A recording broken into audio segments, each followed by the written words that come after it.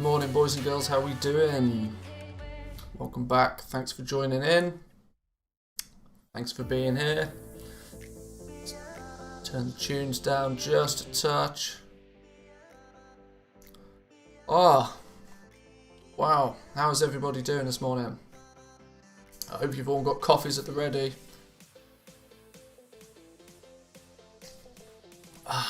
Friday. Almost the weekend. What have we got planned today? We've got a few things planned today. Well, that's slightly a lie. Yes, I don't really plan much at all. But a little bit more playing around in the Queen's Conservatory.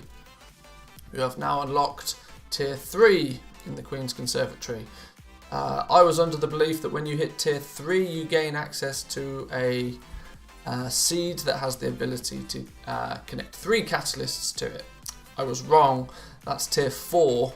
And then Tier 5 is where you get the seed that you can connect 4 catalysts to it. So we're going to have to wait till Monday to really start playing around with it in greater detail than what we have before.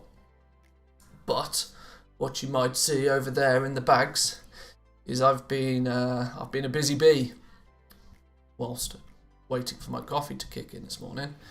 I've been prepping myself a whole bunch, 50 to be precise, 50 Journeyman's large satchels, which are the satchel that you get as a result of connecting a seed with a wild nightbloom and a wild seed. You can see my little chart down here. Gives you an indication of what's going on. If you use 1 wild nightbloom and no additional catalyst, you get yourself a novice large satchel. If you use 2 wild nightbloom and no additional catalysts, you get a novice stuff satchel, and so on and so on. Today is the day Darkmoon decks. I hope so. But I can't guarantee it. I've got enough materials on my other character to make 10 more Darkmoon cards. I know that doesn't sound like a lot, but getting hold of these herbs is difficult. I'm actually now at the point where I'm going to start saving all of my herbs. So if we don't get a deck out of that, we're donezo for the Darkmoon cards. At least till I've got Inscription and Alchemy done and dusted. There's some interesting things have happened which I spotted on the beta, which there has been no patch notes for. There has been no updates for. Leatherworking leatherworking and skinning have had yet more changes to them. It sounds like somebody at Blizzard is listening. They've simplified. They've not made any changes. I don't think to the actual quantity of materials that are required for the recipes. But they have changed the name of some of the materials. No longer do we have Desolate Hide, Heavy Desolate Hide, or Enchanted Heavy Desolate Hide. Desolate Hide is no longer a thing.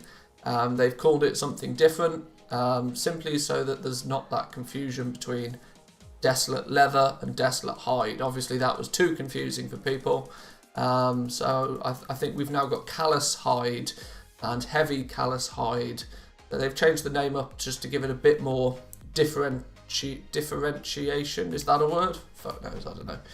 Coffee's not working yet, but so we need to take another quick look at leatherworking. I don't think it's made any changes, or I don't think it's made any change to how the profession plays. I don't think it's going to change the recipe costs. I think they've literally just changed the name of a material. I noticed earlier I was looking through my reagent bank and I was like, that's a new item, and I realised it's not a new item. They've just renamed Desolate Hide and Heavy Desolate Hide, and no longer do you have actually, what is it, Desolate Hide scraps are no longer a thing either. They're now Callous Hide scraps. So slight name change, not anything dramatic, but it does mean that anybody that watches my leatherworking overview or my leatherworking guide is going to get slightly confused when I start talking about Desolate Hide all the time, and they don't seem to have any. So maybe some updates needed to be done for that, but we'll look into that in a bit more detail later. Additionally, I want to start looking at some of the other professions. We've still got a couple of professions we need to cover. We need to take a deeper look at cooking, especially. Cooking was one I was putting off, simply for the fact that going round and gathering all of the meat and going round and gathering all of the fish was going to be an absolute pain in the ass. But opening a whole bunch of these bags, and on top of the amount of bags that I was opening yesterday, is likely to have actually given us enough materials to try and level up cooking to full. Because we get loads of fish and we get loads of meat out of these bags. That's one of the luxuries of them. So, let's first and foremost ask ourselves, where's the tunes gone? Oh, they're coming back, they're coming back. And secondly, let's start opening these bags and seeing what materials we get. There's 50 bags here. Ignore this one, we're not going to open this one. We've got 50 bags we can open, and we can see just how many materials we get out of this. Hopefully it's going to be a boatload, but we'll see. I'll open the first few pretty quickly. Holy smoke, we get a lot of... That was just one bag, boys and girls. 4 lacerite ore, 4 porous stone, 4 solarium. I'm gonna call it solarium ore for the rest of the days. It's solarium ore. Oxane ore, 4 Phaedrum ore, 4 Sinvit ore, 4 Widow Bloom, 4 Marrow Root, 4 Vigil's Torch, 5 Death Blossom, and 4 Rising Glory. So that was it's interesting how it picked 2 of what I'm calling the profession crafting categories. So it picked ore and it picked herbs. We got a whole bunch out of each. I mean, just for opening one bag, that was a lot of resources. Let's do a quick count up. 4, 8, 12, 16, 20, 24, 28, 32. What's that? 36, 40, 45 materials we got from that one bag. Now, if you think about the average price of one of these materials for the first few weeks in Shadowlands, I mean, let's think about it logically. The herbs and the ore, for the most part, are likely to go for at least these zone-specific ore is almost definitely going to be like 50 gold a piece. So that's 50 times, what do we get? 4, 8, 12, 16. That was 800 gold, roughly, just for the ore. Then we've got 4 of each of the zone-specific herbs, which say they're 30 gold a piece. 30, and we got, what do we get? We got 16 of those. It's another 480. It's 1280 gold plus the Death Blossom, plus the lacerite ore. So let's say 4 pieces of lacerite ore, 25 gold a piece. Maybe that's 100 gold. Maybe the Death Blossom is 100 gold as well. So plus 100 for the ore, plus 100. Each one of these bags has got about 1500 gold worth of materials in it. That's pretty impressive amount of gold, you know. I mean, this is rough guesstimate maths, but if each one of these large Journeyman satchels is worth about 1500 gold, then obviously you're not going to get 50 of them as quickly as I got them, because I can skip days, but over time and across many characters, that's going to add up, definitely. Got some questions about the base legendary crafting as always, and would like to hear your opinion. I've made an estimation that for the first 2 weeks of launch, only rank 2 items can be used. Well, that is correct, yes. Rank 3s, and you have to, it's not going to be until week 3 that rank 3s are going to be beneficial. It's not going to be until week 4 that rank 4s are beneficial, simply because you just don't have access to it. You only have access to 100 soul ash a week. To craft legendary, as there is soul ash limitation to 290, speculating intro quest providing 90 ashes and 200 more from tower times 2 plus all layers cleared. It's in essence 100 soul ash a week you get. If you get, maybe you get a bit from the entry level quests, but if you get some from the entry level quests, there's the likelihood that will actually just go towards that weekly total. It's unlikely to leave you like 10 ash behind what you need to be. That's just mean. First day after launch you can complete it, and then there's a weekly reset, so it means nobody needs rank 3s or 4s in the first couple of weeks. Would that make sense to craft only rank 2s and rank 1s and rank 2s for different slots instead of rushing to a rank 4 ASAP? The only thing I would say with that is play it by ear. There's the likelihood, yes, for sure. We'll get back to opening these bags in a minute. I struggle to multitask, but as far as the base legendary items, just play it by ear. I mean, if start leveling up, start getting your rank 1s. I mean, let's not forget that even getting to rank 2 in most professions is expensive to do. And you're going to make sure that you can sell some of those rank 1s first. If you see people, just my suggestion is try and fill the gaps in the market. If you're on a really large server, there may not be any gaps in the market, but the base legendary patterns drop in Torghast, right? Yes, correct. They're not in Torghast, but the rune carver, the dude that deals with the legendaries, he is located in Torghast. So you need access to Torghast before you can deal with all this base legendary stuff. Yeah, I suggest to most people they try and fill the gaps in, because the cost implications of getting a single item, say chest piece, to rank 4 is really high. Now some people, you want to look at your auction house every single day and see what slots people are filling. If there's 3 people that are zerging all the way to rank 4 chest pieces, it's not really going to be beneficial for you to do the same. But if you see that nobody is posting anything more than a rank 1 shoulders, then maybe you want to dive in on shoulders and be the first person on your realm to get rank 4 shoulders. Regardless of whether people can use them or not, they will sell, because people will buy them when they're available in case, because that's what people do. People will buy them and then realise, oh fuck, I need 400 soul ash.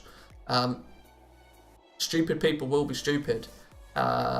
People will see a higher item level when they go to get their legendary, and they'll say, oh, a rank 4 legendary, 235 item level, yeah, well, buy that one, even if it's like stupidly more expensive. It won't be then until they get to the rune carver, and the rune carver's like 400 ash please, and they're like, oh, I've only got 100 ash. Wait 3 weeks. That's then their problem. They've bought it from you, job's done. But just fill the gaps in the market. So every server is going to be different. The higher the population on your server, the more difficult it's going to be to fill a gap. Meaning that you may just have to pick a number out of a hat and just go ham on that one. Get that to rank 4. If you're lucky, you'll be the first one to get rank 4s and people will start buying them. If you're unlucky, there'll be other people that chose that same slot. It's the luck of the draw.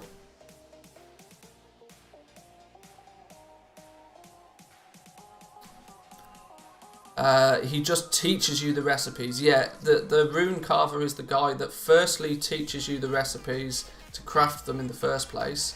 But don't forget, before that happens, you need to have your profession maxed out. So you're going to want to get, if you're a blacksmith, you're going to need to be skill 100 in blacksmithing. If you're a leather worker, you're going to need to be skill 100 in leatherworking. Before you can even learn the patterns, you need to have your profession maxed. That's the first thing to do, which is why I'm trying to get guides out there for people on how to max their professions. See, always thinking. So people know how to max their profession quickly and effectively. Once you've maxed your profession and then you hit you've hit 60, you can get into Torghast, you can speak to the rune carver, and you can get the base patterns from the rune carver. They don't cost you anything, he just teaches you them all. Then obviously, the real grind starts of actually crafting those pieces, trying to sell them, getting those ranked up to rank 2s and rank 3s and rank 4s and so on. But yeah. Okay, more bags. I think I should probably bring this window over here somewhere so you guys can see the loot, because once it starts all flowing into the bags, it may be a bit difficult to see. So let's open the next one. What do we get? A whole bunch of ore, zone specific ore. So these bags are interesting. These seem to be picking from two different categories of materials. The first time it chose ore and herbs. This time it's chose ore and cloth. But one thing to note is this doesn't seem to be dropping any of the rare stuff. It's only like the base level materials and the mid level materials.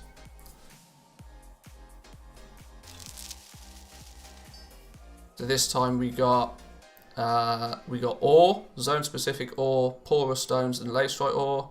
And then it also gave us enchanting materials. We got 4 sacred shards and 4 soul dust. So that seems to be the sort of the way that it's going. But the amount of materials you get for each one of these is kind of impressive, because it's all going to add up. So this time it gave us ore again. So that's ore. It's picked ore 3 times in a row. And then this time it's been fish as well, a whole bunch of fish. This is going to be cool when you get to, like for example, I've been using these 3 seeds here, which all have 2 catalyst plots connected to them, which is how I was able to, not quickly, but somewhat efficiently get a hold of a bunch of these bags. But it's when you hit rank 4 of your Queen's Conservatory, you unlock this herb, which then has 3 different catalysts connected to it. So that's when I'm going to have to test whether you can use 3 of the same catalyst, and is that then going to give you an even bigger bag or an even rarer bag? Is that going to add another level to our scale here? That's what I'm interested in. Roscoe Power, based on what you showed us so far, would you pick leatherworking over inscription? I have alchemy with vials of the sand and all the recipes in the game, so it's not really an option to unlearn alchemy. Yeah, if you've got the vial of the sands recipe, for the love of God, do not give up alchemy on that character. Interesting fact, the only reason I'm ever going to level my shaman in Shadowlands is simply for the fact that he is my alchemist, and he has vial of the sands, and I'm not going to unlearn that for anything. But considering you have alchemy, if to try and go for alchemy and inscription, there is both pros and cons to that.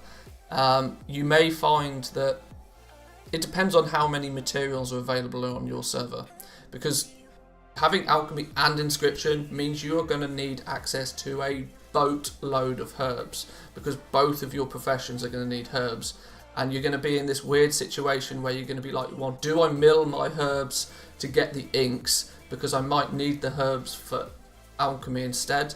So you're going to find that if you have both alchemy and inscription, unless you can just get access to thousands upon thousands of herbs at price that you're comfortable with, you may find that like it takes you longer to restock stuff, because every time you want to restock inscription, you're going to have to do a whole bunch of milling and then creating inks first. Leatherworking is incredible and is going to be super powerful. So many people are sleeping on the fact that leatherworking is basically like having 2 professions, because you've got base legendary items for leather wearers, you've also got base legendary items for mail wearers. That's 2 whole categories of people. So your hunters, your demon hunters, your shamans, your monks, your rogues, I'm likely forgetting somebody, but basically half the characters in the game, near enough, are going to need a leather worker to craft their base legendary items.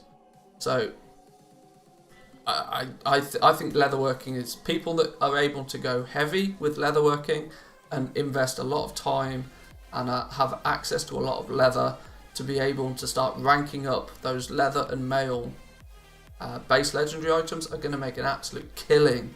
People that picking up blacksmithing obviously have their own plate base legendary items they can craft, and then a few other things, but it's just twice the options available to you with leatherworking. It's going to be very, very strong. Inscription is obviously going to be strong, but the problem is there's about 10,000 people per server that want to go inscription. Everybody wants to go inscription. Herbs are going to be super valuable because everybody's going to be a scribe. Competition's going to be stiff. The barrier for entry is lower because your alts can have...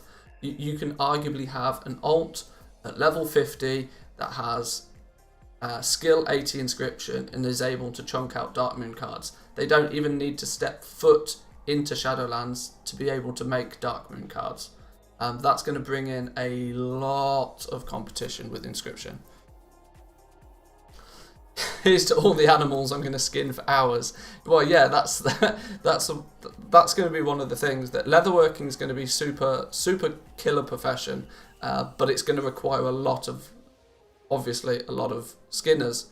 The argument is even if you are a leather worker, pairing it up with skinning is going to make you self-sufficient, but you're never going to be able to spend enough time skinning by yourself to fulfill the amount of materials that you will need early game. Even with all the changes that they're making to both skinning and leatherworking at the moment, people are sleeping on leatherworking as a profession for gold making. Everybody's focusing on enchanting and inscription for the potential short-term benefits that there are with both missives and obviously enchants, and the fact that enchanters kind of have a finger in all of the pies, because the materials have to, every time a base legendary item is crafted, some of the materials have to have gone through an enchanter first. So people are either going to need an enchanter on an alt character, or they're going to need to buy those enchanted materials. Do you know if the skinner toy works in Shadowlands? Is that the mother's skinning knife or something? I'm not sure. I've not tested it, but the way that I'm seeing everything else pan out for Shadowlands is, even if it works right now, I imagine they will nerf it very quickly. They're trying to make it so that Shadowlands is its own thing. Anything that was crafted, or like potions and all of that sort of stuff, anything that was to do with previous expansions, they're trying to keep that out of Shadowlands as much as possible. You don't miss out if you just maximise every profession day one. Well, that is true, but that is going to require A, a lot of time, and B, a lot of gold. But I need to open some more of these bags. I'm getting distracted. Distracted is good though. I like the fact that you guys are happy to ask questions. And if I have the answer to the question, I will definitely tell you. But I'm equally not shy in telling you if I don't know something. But I will put it on my list of things to find out, so stick around. So we've got more herbs this time, more herbs and ore. More herbs is really good. Zone specific. I wish they would make the zone specific herbs just something just for consistency. I really wish that because you have white ore, which is your lacerite ore, and your stones, that's your basic default stuff. Then the zone specific ore is then green in colour, or considered, what's the technical term for green? It's uncommon, isn't it? And then you have the Elysium ore, which is the rare ore, which is blue. I wish they'd do the same with the herbs. Like, I wish they would give Death Blossom just the default white colour, and then make the zone specific herbs uncommon, so make them green, and then your Nightshade, I wish they would make that rare, so it would be blue. Just simply because of, keeping things consistent, but that's just a personal preference thing. I know that the Looterang works, but you then need Cataclysm Engineering. Yeah, that's the thing. That's another example of an item that is of previous expansion. They've adjusted it. Looterang is slightly different because there's a lot of people that use Looterang just because it's easier to press one Looterang. You can have Looterang keybind. You can hit your keybind, and anything within like 40 yards of you, it'll pick up. Lots of people use Looterang just because it's kind of cool and easier than running over to a mob and clicking on it. But yes, now you need Cataclysm Engineering. I think it's 70. You pretty much need to have maxed out your Cataclysm Engineering to be able to use the Looterang now. I mean, you always needed to be an engineer in the first place, but it meant that people would have like a single primary profession, and then if they didn't really have any other reason to have a second primary profession, they'd just use engineering and use the Looterang. That was the bonus to them. But now less people will use Looterang. It's arguably though it's mainly your multi-boxers that take full advantage of the Looterang. So it means they can loot from a single keybind on all however many characters they have within a 40-yard radius. It's really powerful for multi-boxes, but there are a lot of just general Joes that use the Looterang as well. I'm not willing to say just yet whether this is a fact, but there seems to be a higher emphasis on giving you ore and herbs out of these bags than there is like meat or fish or enchanting materials or anything like that. Because almost every time I've opened one of these, I've had either herbs or ore. Or. Yeah, you know what I mean. Let's open some more. Once again, we got ore. This time we got the leather. You'll see here how this means I can show you the leather. We no longer have Desolate Hide. Desolate Hide has been renamed to Callous Hide. So if you see this pop, if you watch any of my previous leatherworking videos, I talk a lot about Desolate Hide and its rarity. And heavy Desolate Hide, it's now just had a name change. It's to sort of make it named. I mean, we have Desolate Leather, to have Desolate Hide, and then you have Heavy Desolate Leather and Heavy Desolate Hide and Enchanted Heavy Desolate Hide. There was too much desolate, I think, is what they were seeing, and so they've now changed it to Callous Hide. So you have Callous Hide Scraps, Callous Hide, Heavy Callous Hide, Enchanted Heavy Callous Hide. It's just a name change. I don't think we will check leatherworking in a bit more detail later, just to see if it's if they've changed any of the recipes. They might have done. If they've changed the values for recipes, we'll get an update in patch notes. But the fact that we didn't get any patch notes or anything for this change means that it's probably just a name change to make it easier to understand, I guess. Let's keep going.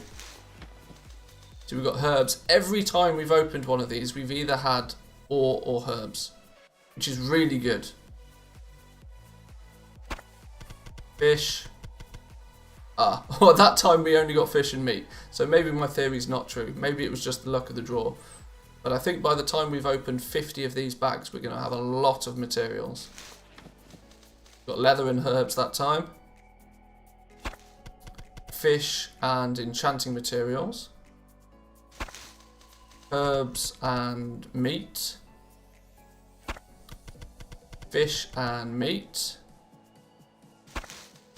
Herbs and meat. Okay, yeah, I don't think my theory was quite true. I think it does just randomly pick from one of the like seven. What was it?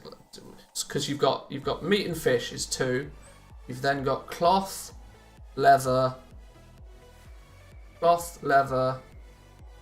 enchanting materials, herbs and ore.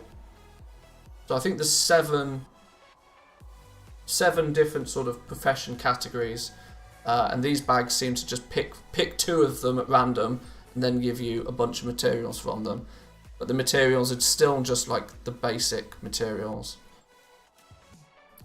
So we're not getting any Elythium ore, we're not getting any Nightshade from doing this. We're not getting any there's the rare fish. I can't remember what it's called, but we're not getting any of the rare fish. We're not getting any of the crystals. We're only getting dust and shards. But with cloth, there is only shrouded cloth and lightless silk. There isn't a rare version of the cloth. So this means that for just pure quantity of materials, these bags are really good. And now we've got more meat and more herbs. More herbs. Did we get a double? We got a double herb bag. 5 Death Blossom, and then 4 of each of the zone specific. Then we got 4 Death Blossom and 3 to 4 of the zone specific. From each category, it seems to give you somewhat of a set amount as well. Herbs and leather. There isn't a rare version of the cloth yet. I wouldn't be surprised if we see one. Tailoring. I'm concerned for the longevity of tailoring because gathering cloth was advantageous for almost the entire of Battle for Azeroth, simply because of the Scrapper and Expulsum. It usually was that cloth was the go-to to make Tide Spray braces, to then scrap to get Expulsum, for then all of the other professions to craft stuff. This time round, with no Scrapper, soon as the base legendary items stop being a thing, a lot of the I guess the easy way to phrase this is, for the first patch, materials and professions is going to be booming, absolutely booming. Once we get into 9.1, the issue is probably going to be is that unless they do something drastic with the professions, it's all going to be worthless. We're likely to get rank 5 and rank 6 and rank 7 and rank 8 base legendary items. That wouldn't surprise me at all. But I think they're going to need to do something to keep the materials at some sort of reasonable value.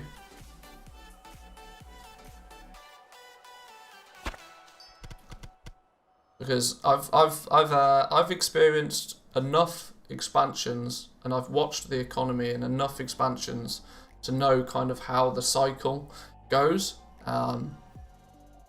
And it was, as much as people hated the Scrapper, it did a really good job of maintaining the value in the materials.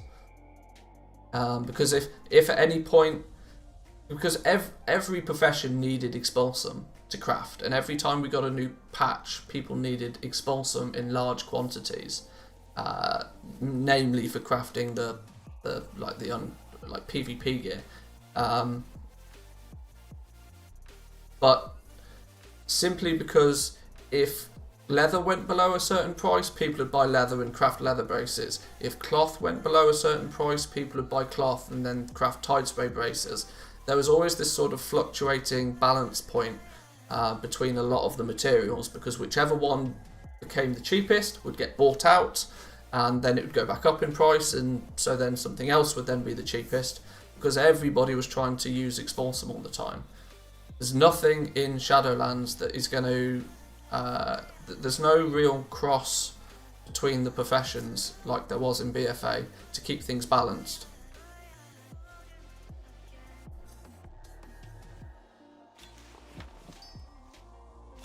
I think I might just sort of try and power through some of these in a little bit more now. Last question regarding Legos. Do you know if alts using Threads of Fate can access Torghast at 51? No, they can't. No, Torghast is a level 60 feature. If you're using Threads of Fate, you need to the entry level quests to Torghast require you to go to the Maw, and the Maw is a level 60 zone, and the quests to get into the Maw are level 60.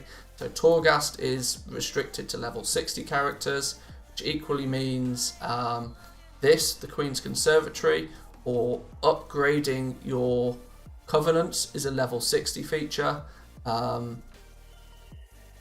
Threads of Fate feels, in terms of the reason you're going to use Threads of Fate is to mainly start gathering things like anima tokens, so that once you hit 60, you can get a head start on upgrading your Covenant, getting access to Torghast and that sort of stuff. But if you want to be crafting base legendary items, you're going to need to be level 60.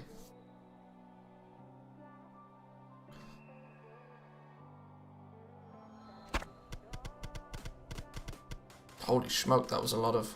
I think we got double meat there. I think we opened a double meat bag. Ore and cloth. Fish and enchanting mats. Enchanting mats and ore. Leather and meat. Fish and herbs. fish and cloth. Double ore bag.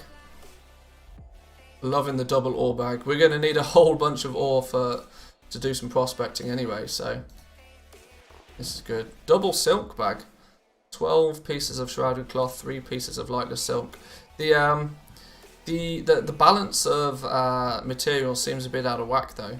Because you've only got cloth and silk, you get like 9 pieces. We got 6 pieces of cloth and 3 pieces of lightless silk, so 9 materials in total. Whereas if it procs ore, you've got 6 pieces of lacestrite ore and then 3 to 4 pieces of each of the zone specific ore. So you actually get considerably more materials just because there's more materials open in that category. Same with fish, you get a whole bunch of different fish. But if you proc enchanting materials, you only get like a couple of shards and a couple of dust.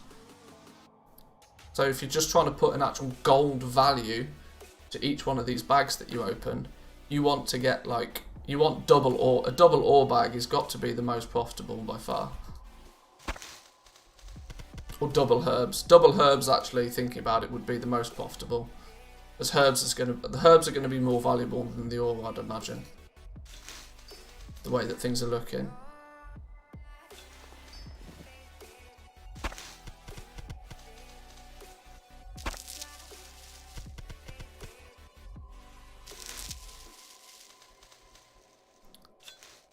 I wonder if we're not actually going to get a stack of any single material though. This is going to be the thing, that because there's no way to really focus on a certain material, it's going to feel a bit frustrating. I tell you what it's going to feel like. It's going to feel a lot like the garrisons, you know. Because the garrisons, you always, regardless of whether you needed the ore or needed the herbs, you just went and you plucked it out your garden and you ran around your mine quickly anyway. At least you could choose to just not do the mine or just not do the garden if you didn't want the herbs and stuff. But with this, because it's totally random, everybody is going to be drip fed, or obviously everybody that's got a Queen's Conservatory, but not every single, like arguably a quarter of the population, because a quarter of the population is likely to be Night Fae, are going to have access to this Queen's Conservatory. Long term, it might even be more than a quarter be Night Fae, because people will see this as good use for their alts. Everybody's going to have this drip feed of materials, which may have an even worse effect on the economy long term. Once we hit the spike in the first patch of materials, and then we start to have that downturn where there's more materials available than people need, because people have got their rank 4s, they're literally then only crafting what they need to craft to replenish their auction house. Yeah, the longevity of the professions is in an interesting place. That's all I can say, really. So I opened 50 bags. That was 50 bags that we opened, and if you want to throw an average, it's 1 material per bag that you open. Because if you look at some of these, like, okay, we got a lot more Death Blossom, you get more than that anyway. Like zone specific ores, we opened 50 bags and we got like 50 pieces of ore. We opened 50 bags and we got 63 sacred shards. We opened 50 bags, yet we got like just over 50 fish. This is feeling very Garrisons 2.0.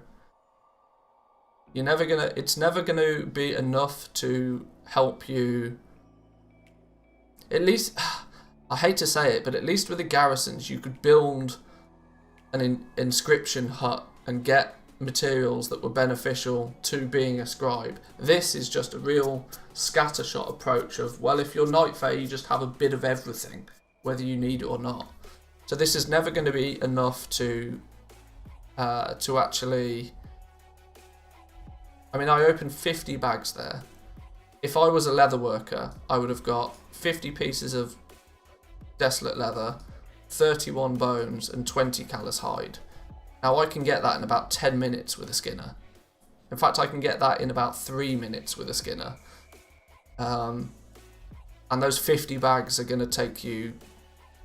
that was basically 2-3 weeks worth of gardening to get these materials if you're a leather worker. So this really isn't going to be any benefit to you if you're looking to use it to avoid buying materials off the auction house. This is just a real drip feed of materials into the economy. Now, arguably, I am only testing like 2 catalyst spots. The 3 catalyst and the 4 catalyst ones might do something silly with the rewards, but this is starting to feel almost like a mini garrison, but may I say it, a worse mini garrison. But it might end up being that people do this not for the materials. People are going to do this for the pets and the mounts. And interestingly, until you hit rank 4 of this garden, the only way to actually get pets or mounts is to craft these artisan satchels, which is to use both catalysts, to have at least 2 catalysts with a wild seed root attached to them. So you've got to get to like rare quality before you can actually get pets and mounts by the looks of things. If you go the other route and you go, right, well, rather than increasing the quality, I want to increase the quantity by using wild night blooms. These novice stuff satchels, at this level, I was not getting any pets or any mounts or anything when crafting a whole bunch of these. I only got pets and mounts when I was crafting the artisan satchels.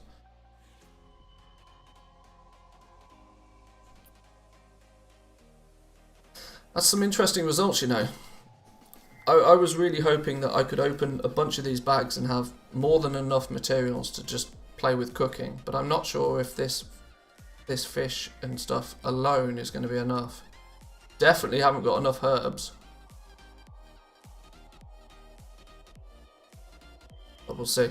We'll see. We'll send the materials over and we'll see how it plays. I spent 3 hours in the Queen's Conservatory yesterday. I don't really want to spend all day here.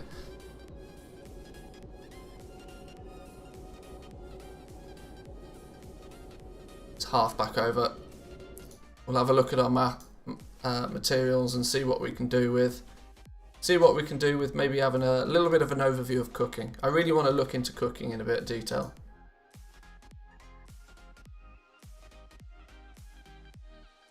Give me 1 minute. Oh, that's a weird picture.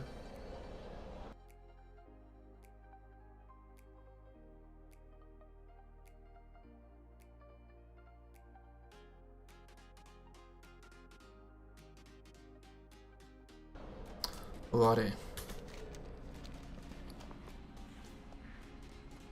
Or maybe we should craft some Darkmoon cards quickly as well. It'd be really nice to get our hands on the first Darkmoon deck.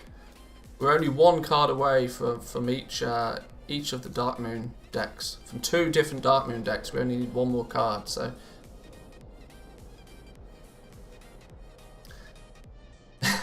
somebody's chosen the wrong account again. Good morning to you, dude. Welcome, welcome.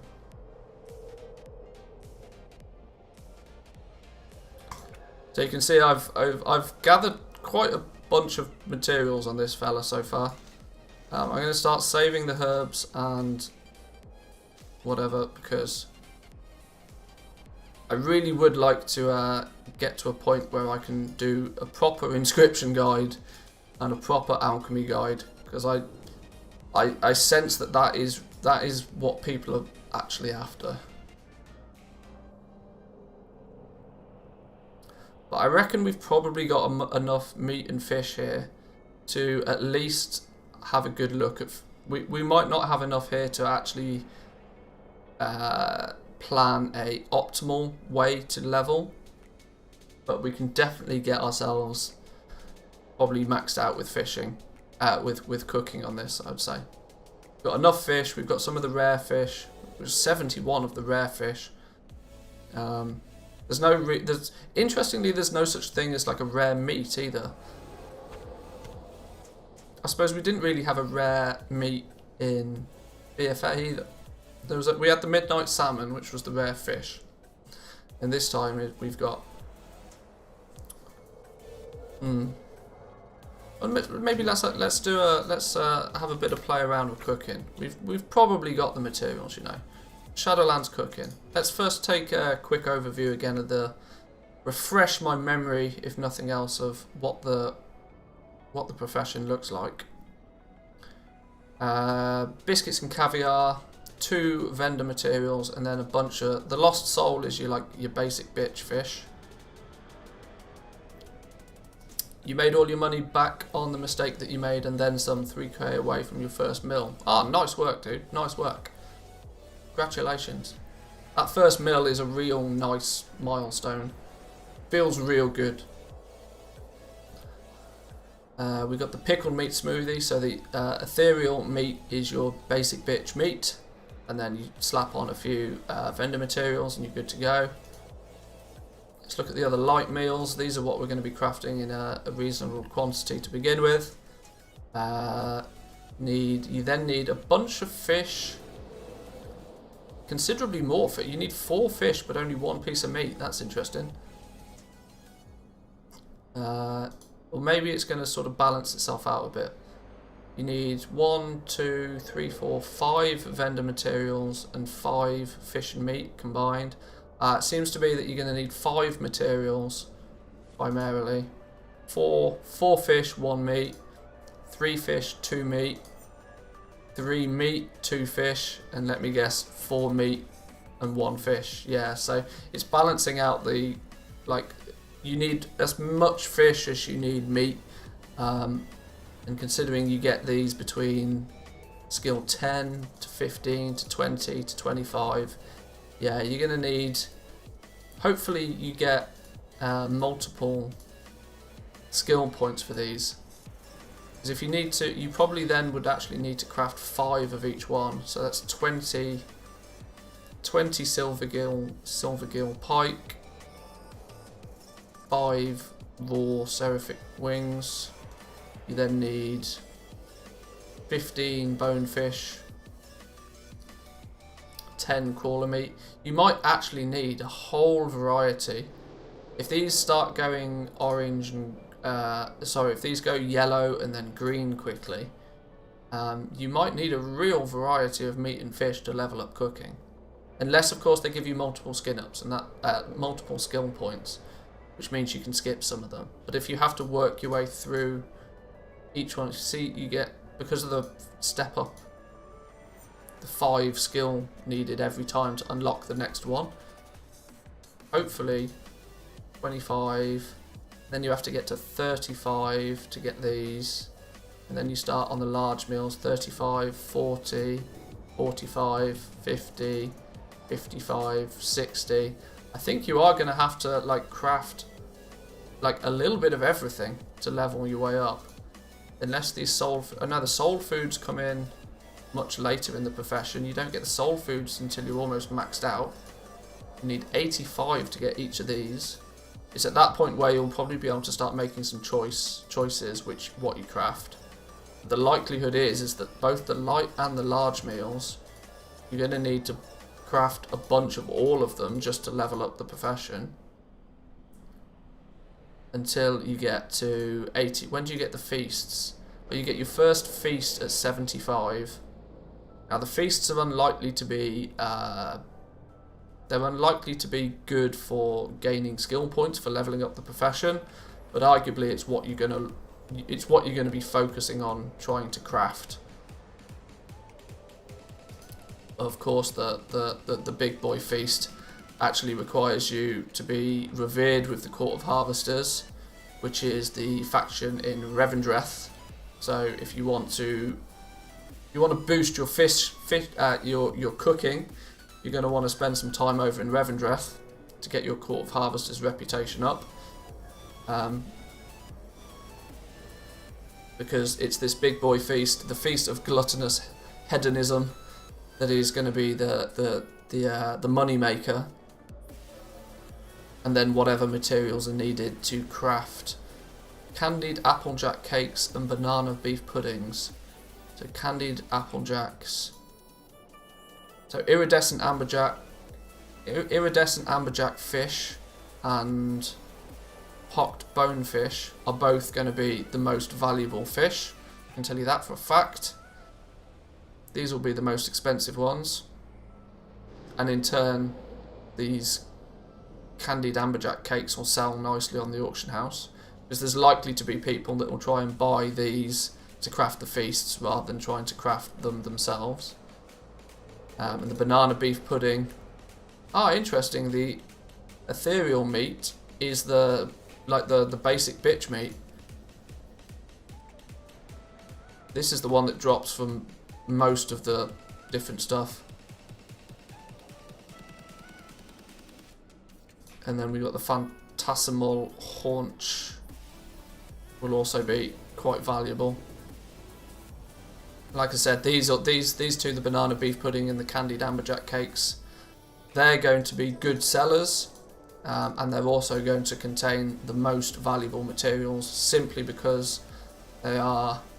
The phantasmal haunches are also used in the actual crafting of the feast. So this meat is the one to focus on. If you're going to go out there and kill some mobs to get some meat to try and sell on the auction house, this is going to probably be your most valuable meat, phantasmal haunch. This will be a highly valuable one, shortly followed by ribs, because you're going to need 20 ribs for each feast. Spine fin piranha and silvergill pike are going to be valuable. Obviously, the rare fish is going to be very valuable because you need 5 of them to craft each feast. But actually, the leveling of cooking doesn't appear to be too bad. The frustration it might be is the fact that you have to craft a bit of everything to level up. So we'll see. Well, why don't we give it a go? I reckon we've got enough materials to probably level our cooking to 100, I'd imagine. So let's go find the vendor that sells all the vendor materials and see if we can bash this out. Because if nothing else, if we can get a somewhat optimal list of materials for cooking, we will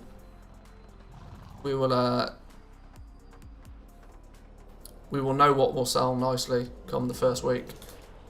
Where's the cooking trainer then? Alchemy, engineering. I think on the wrong end. This is Jewelcrafting. Go the other way. Ink trader, scribe. Where's the cooking dude? Where's he gone? Tailoring trainer. Oh Christ, where is he?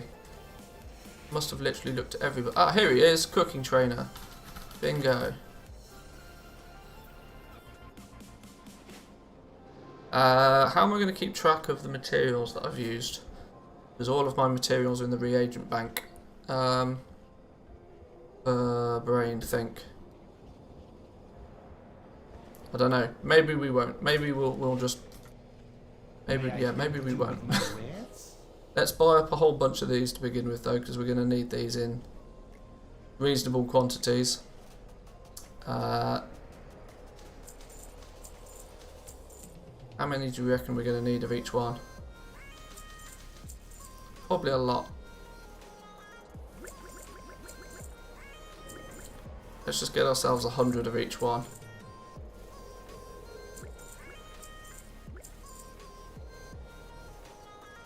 Oh, you can buy in stacks. Ah, nice. 50 total. 10 stacks.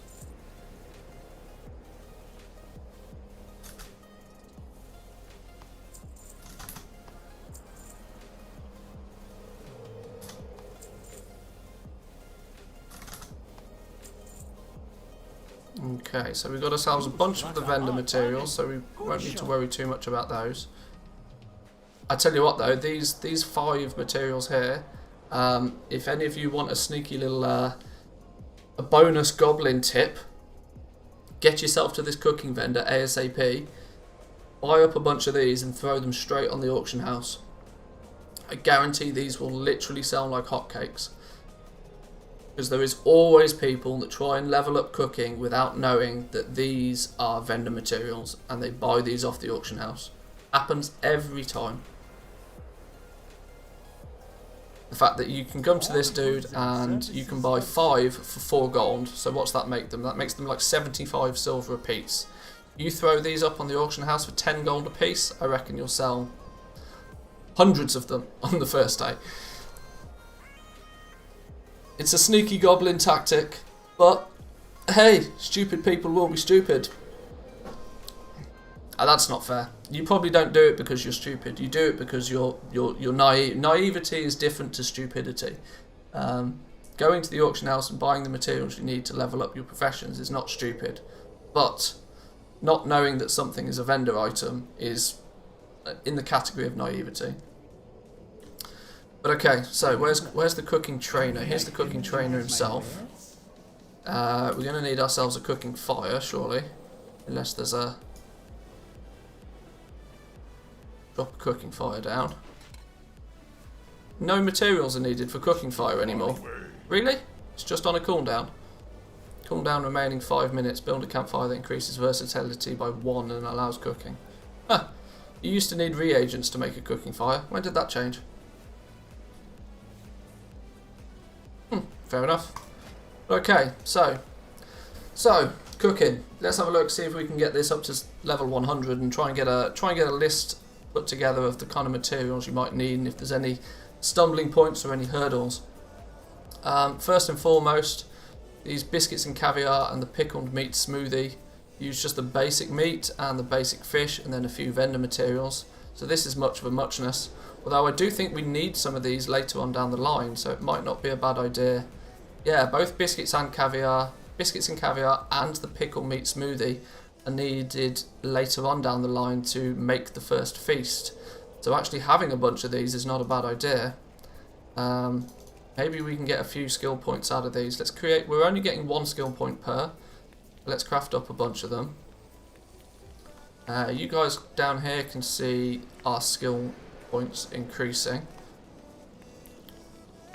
If we make 5 of each, that'll get us the 10 skill points we need. In fact, technically we only need to make 4 of these to get to skill 10. But that will also give us some. Keep these, don't throw them away, don't do anything silly with them because they're useful for the feasts later on. And now we get ourselves sweet silvergill sausages.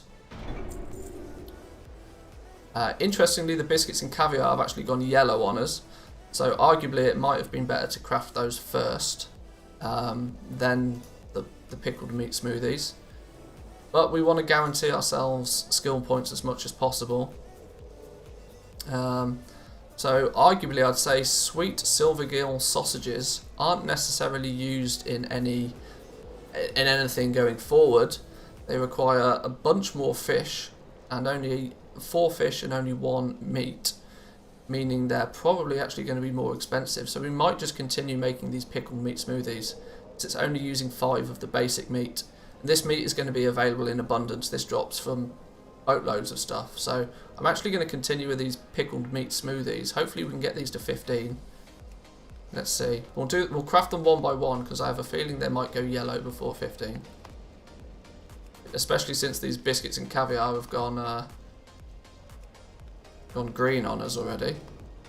Oh no, we might be lucky. We might get to 15, you know. We can avoid these sweet silvergill sausages. These just use too much fish for us to want to look at crafting those straight away.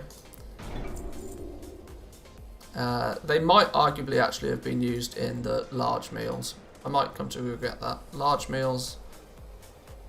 No, large meals don't need light meals to craft, at least by the looks of things, so that was still a sensible choice. We've now got access to cinnamon bonefish stew, 3 fish and 2 meat.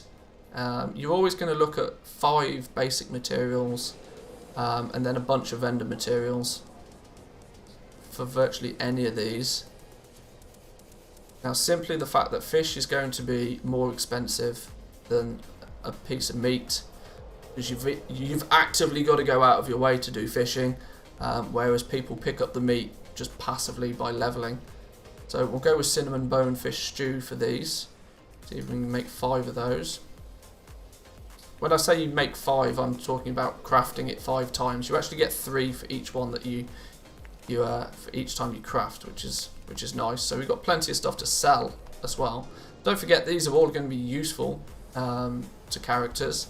They've all got the well-fed buff that is going to increase either haste, versatility, that's not a word, versatility, and so on. Meaty apple dumplings. Oh, where did they go? Meaty apple dumplings. This is actually quite good. These are going to be the cheapest ones to craft. They're now using more meat than they are fish, and interestingly, the fish that they use is the basic fish. Lost Soul is like the default fish you're going to get, and you can get it in lots of different places. This is going to be the cheaper of the fish, so these are probably what we want to craft now. Let's go 5 points for these.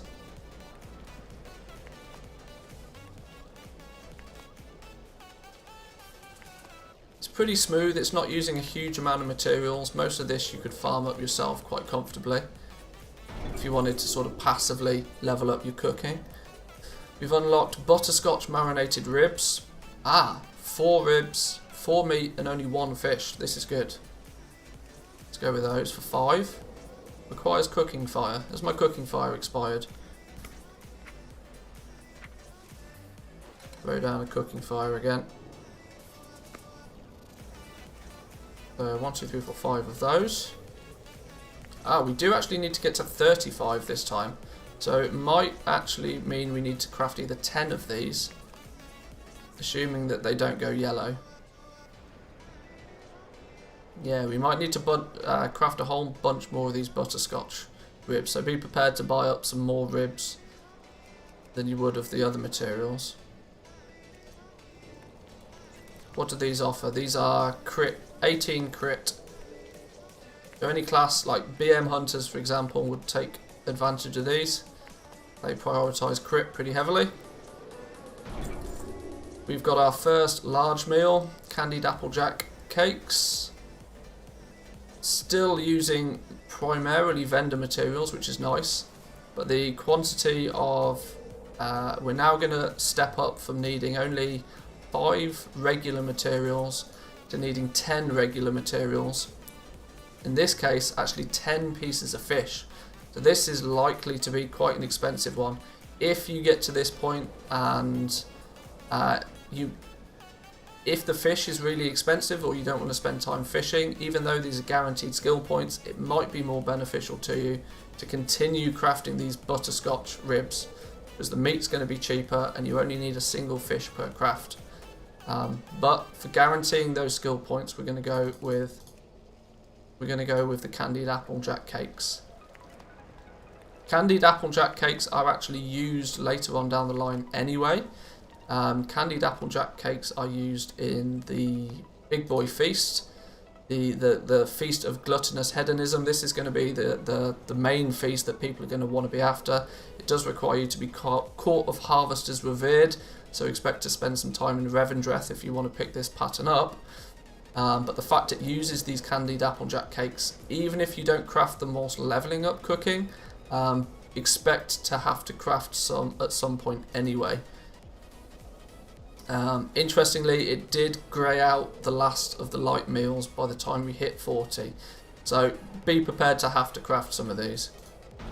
These banana beef puddings are also used in that same feast, so the same situation applies. Be prepared to craft some of these regardless of what you do now. If you craft these, I would suggest maybe not selling them on the auction house. Keep hold of these for when you get to the point where you want to craft those feasts. They'll become helpful then. So let's go 5 points in these.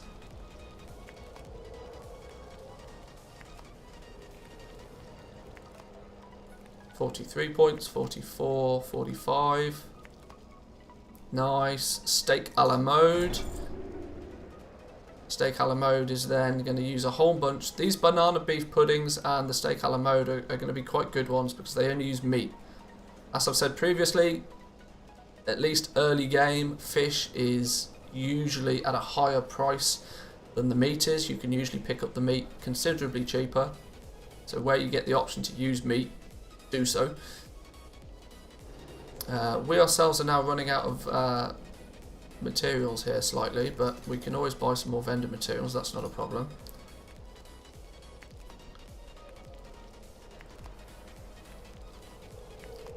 $48, $49, this should get us to 50. Bingo. Ball of ravioli with apple sauce. Nice. Lots of meat. Starting to use a few fish again. You can craft these up to 55.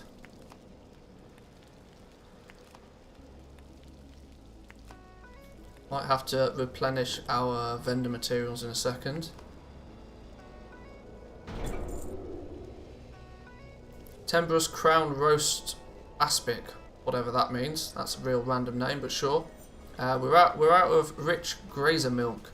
Let's do now we've hit 55. Let's take a quick 2-minute break to do some restocking on these materials. So we could do with 9 stacks of those to get that back up to 100.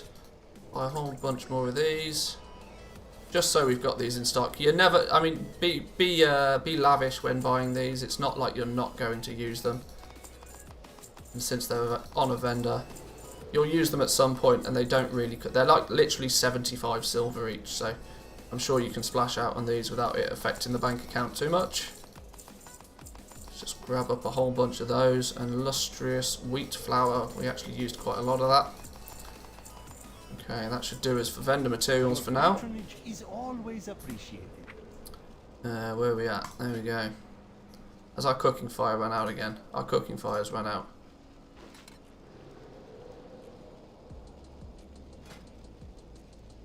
Okay, let's load up the trainer. Alrighty, so 5 of these should get us to 60.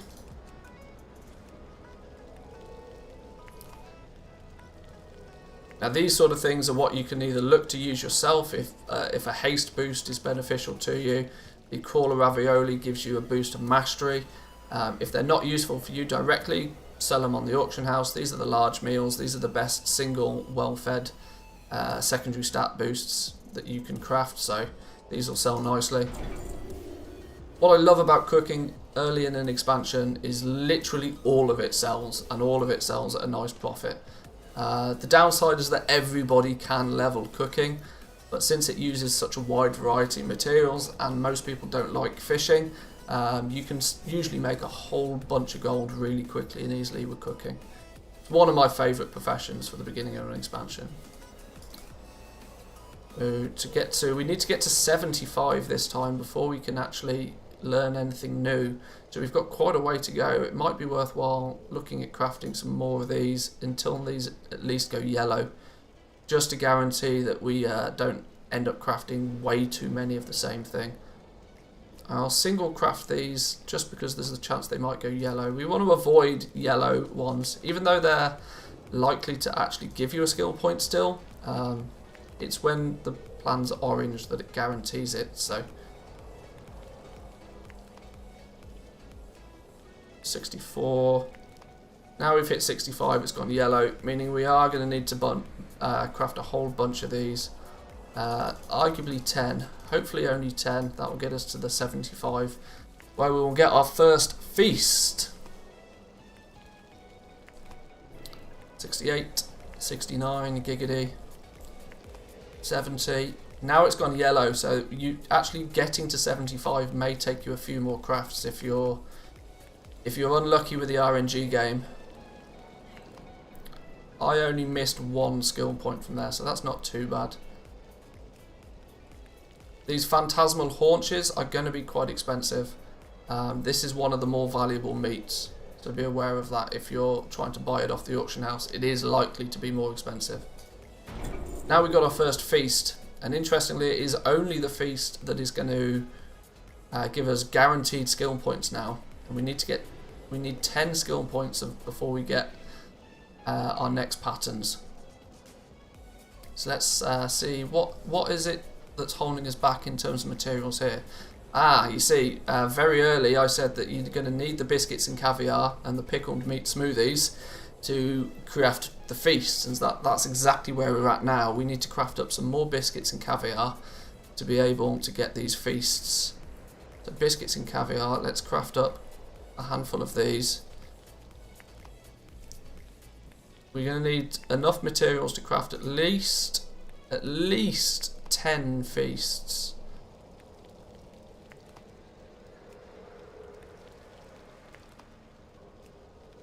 Now there's also the argument to say that this is likely to go, these are likely to go yellow once we hit 80, but let's see, let's craft up the first 5 and see what happens, see how many materials we then need. Thing to note with these feasts is they're starting to use the Elysian Thade, which is the rare fish. This is in essence the midnight salmon of Shadowlands. It's going to be quite expensive. Expect to have to spend a couple of hundred gold on each one of these to begin with, I would imagine. Oh, we've hit 80 and the feast has still stayed orange. That's really good news. So we need to just acquire enough materials to get to 85. So we're going to need another 20 pickled meat smoothies. So that's 6 or 7 crafts of that one. Oh, we don't have enough materials still. We're out of vendor mats again. For you, I offer only the finest. When I said you should be liberal with the amount of vendor mats, more liberal than I was, because we've burnt through these vendor materials pretty quickly.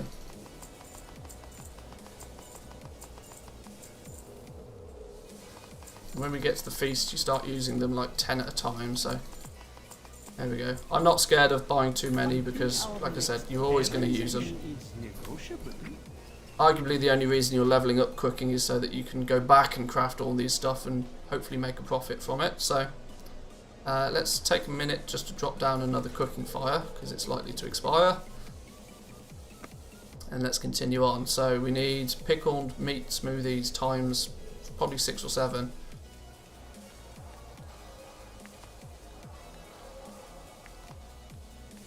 It might, looking back on it, it might be worthwhile to literally craft these until early in the leveling. It might be better to craft these until they go grey, because the quantity that you're going to need for these feasts later on means that if you can get skill points for these early days, it's probably a worthwhile move.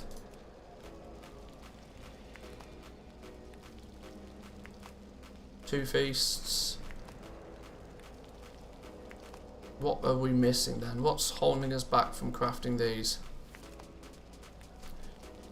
We are missing... What are we missing? Ah! I'm actually missing creeper crawly meat. So I've now hit a brick wall. I'm also starting to miss... I'm missing some fish. So from this point on, I'm actually going to have to halt on the guide right now until we can actually get this a little bit more. I need to go get some more fish. I need to go get some more meat, so that we can hopefully push this from 80 to 100. So I'll hold the guide there.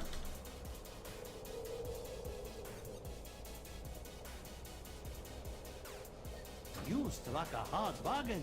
Good show. I'm actually quite surprised how much materials we've needed for this. I thought I had best part of a stack of almost everything.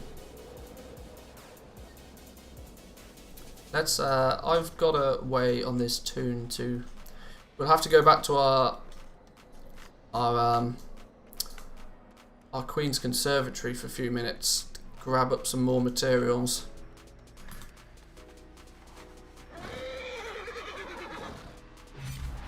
The key to enjoying fishing is the consumption of mind-altering substances.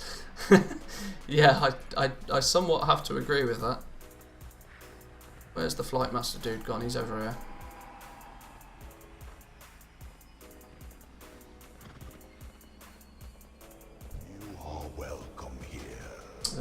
Let's head over to Heart of the Forest. That's where we need.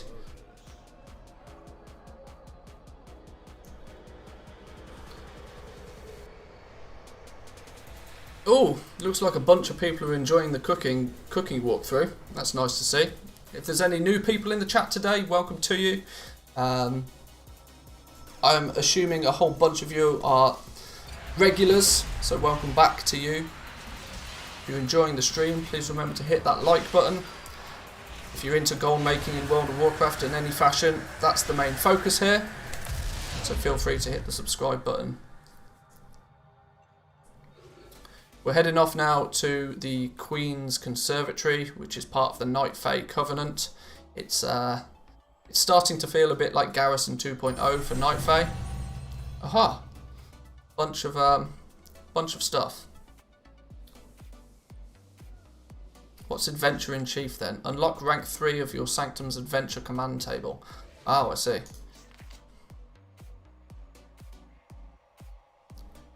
Then Master Navigator, unlock rank 3 of your Sanctum's travel network.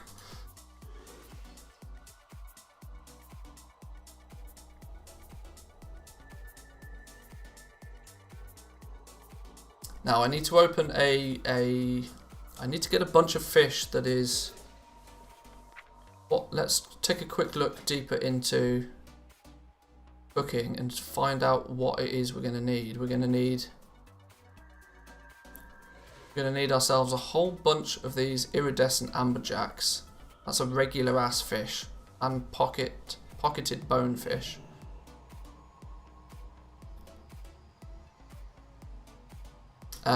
With all of those materials required to level cooking, will it make a good income if leveled in the first days, since materials are going to cost a lot?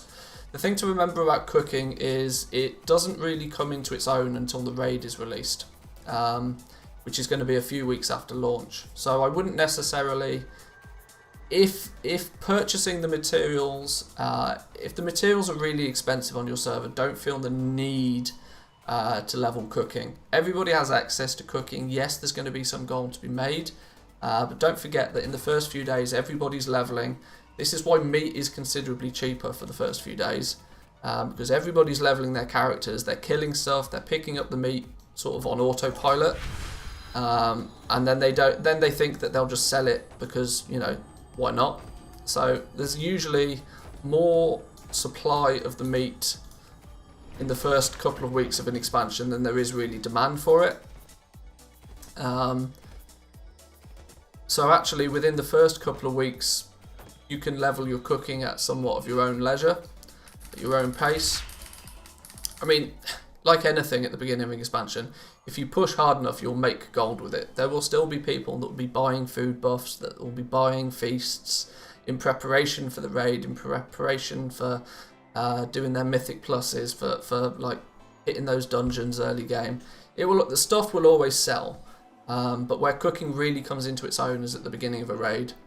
The week before the raid is released is when people start sort of thinking about, right, what consumables am I going to need? Let's go level the cooking. Let's go get those materials. It's not necessarily a day one thing as much.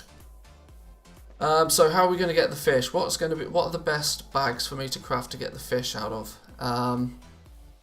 I'm thinking the novice stuffed satchels are probably pretty good, which means I need a bunch of wild night bloom. Let's throw some of these in here then. I think it's going to be these novice stuffed satchels, which is going to be best for the fish and meat.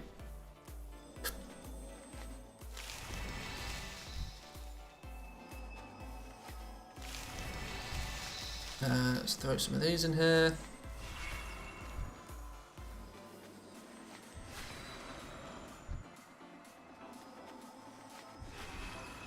Do our cheaty day skip so we get our bags nice and quickly.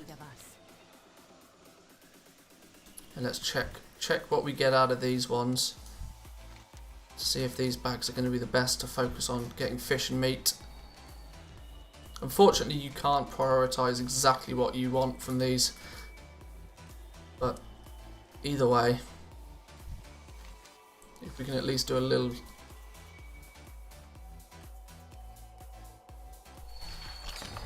Stuffed satchel, another stuffed satchel, stuffed satchel. Right, so let's open some of these. 7 lost soul. Ah, okay. These stuffed ones give you the basic fish and the rare fish. but they're not going to give me the stuff in the middle. And it's actually the stuff in the middle that I need. So I might actually be better off crafting Journeyman large satchels again.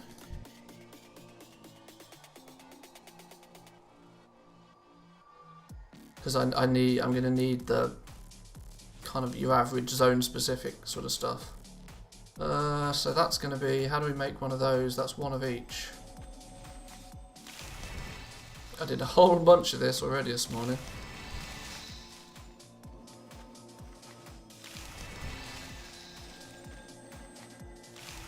Let's throw in a spirit. Need to get closer.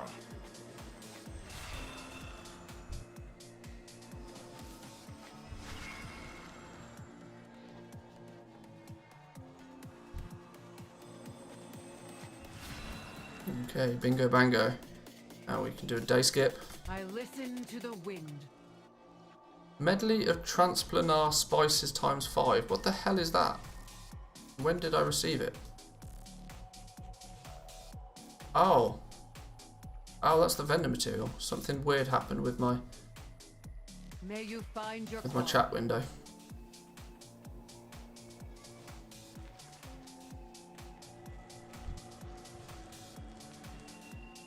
So these ones now should give us the fish and the meat that we need. But I still reckon skinning will be S tier. I genuinely think that skinning is going to be S tier. Out of all of the gathering professions, considering leatherworking is going to need so much of it, I still think it's going to be S tier. I'm standing by that.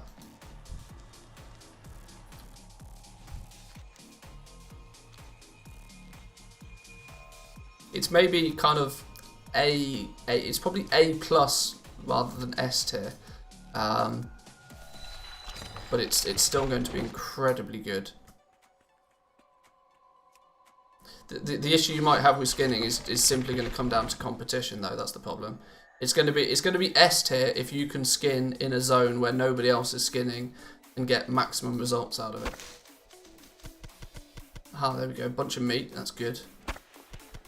And a bunch of fish. Right, yeah, these are the bags we want to make. These are the bags we want to make. So, let's... now I've got an inventory full of stuff. I can't work out where all my materials have gone.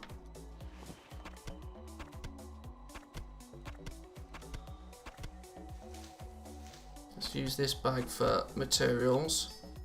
Go in there and there.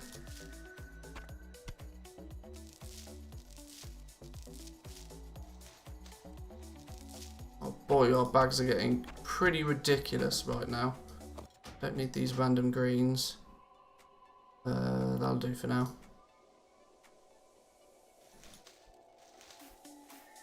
So it's one of each we need to craft.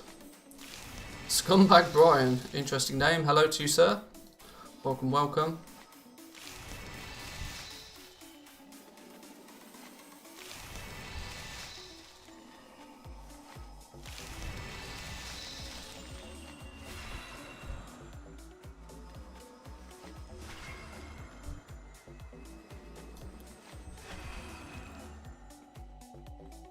I'm going to have to do some maths as well after this to try and work out exactly how many materials we used with crafting. For queen and grow. Considering cooking didn't give us any, it was mainly because there was no like multiple skill ups, meaning we have to craft like 100 things minimum to get to 1 to 100. There's the argument to say that you don't really actually need to get cooking to 100, basically because the big boy... Oh, maybe you do... Maybe the top feast you do need to be skill 100 for. I mean, obviously you need to be revered with the Court of Harvesters, but there's the chance that you actually need to be 100. If I look on Wowhead quickly, it'll tell us what...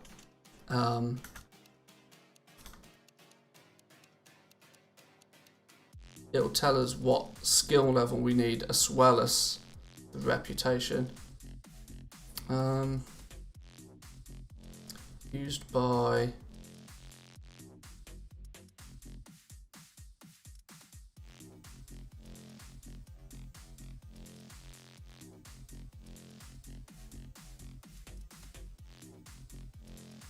Okay. Interestingly, it says you need cooking skill 105. That's got to be wrong because you can't get skill 105 in cooking unless you have some boost. Okay, that's very interesting.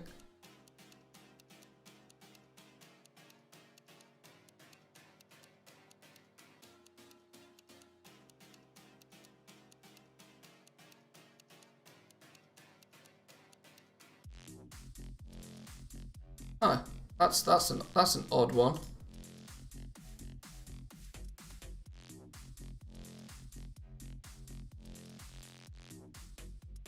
I think it may be just the fact that it's on the beta and things are a bit weird. Wowhead is the most unreliable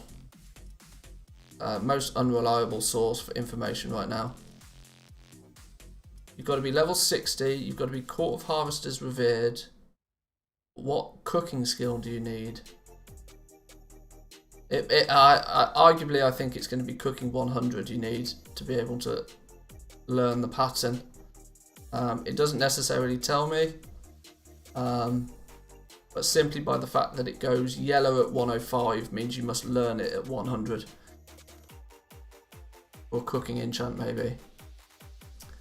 No, I reckon you actually get the ability. You've got to be cooking 100 to craft the top feast.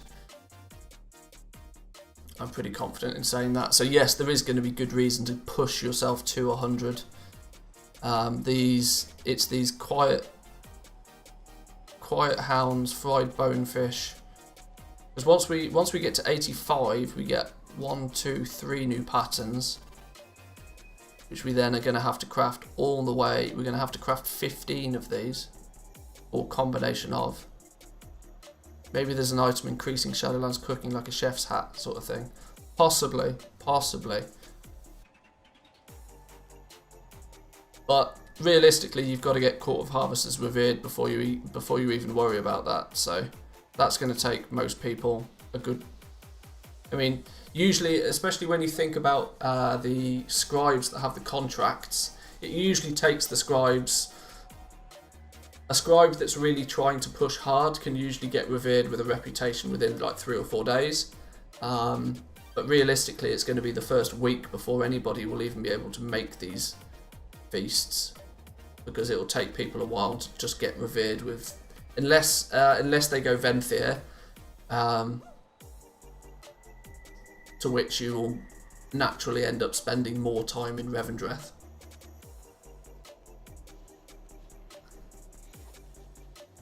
But what are we going to, just to try and work out how many materials I'm going to need, because we're going to need a combination of these 3, smothered shank, seraphic tenders and fried bonefish is what's going to take us from 85 to 100.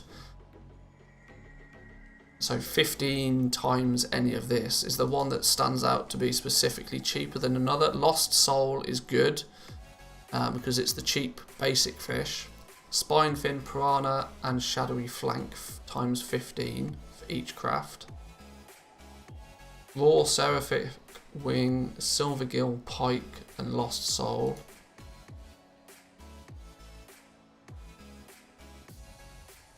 They're all going to be quite expensive. They all use a lot of fish, you know.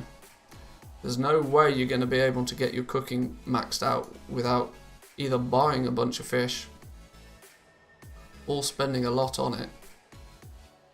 But I want to just open up some bags and get enough materials to be able to craft at least 15 of these. So yeah, time to get some more bags on the go. We're ready to do a time skip, I think. Foes of the forest, beware. Just watched your Shadowlands video on money making. Are you referring to the Queen's Conservatory one I posted yesterday? It's the, I called it Night Fae Cash Cow or something.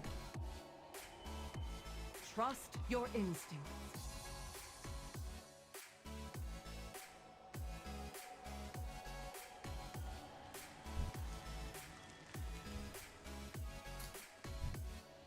I need to be doing one of each, don't I?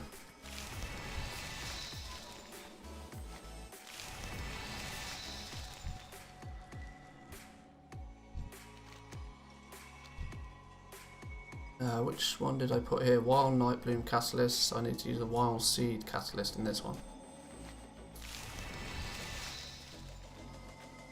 Ah, right, yeah.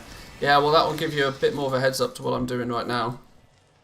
Obviously the beta gives me the advantage of that I can basically skip ahead in time. So I don't have to wait for the seeds to grow properly.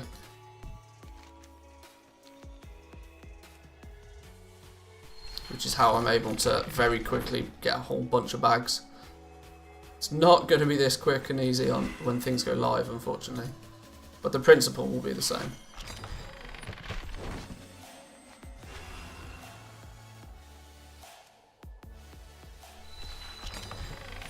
I'm simply doing this right now just to get the materials I need to finish off cooking.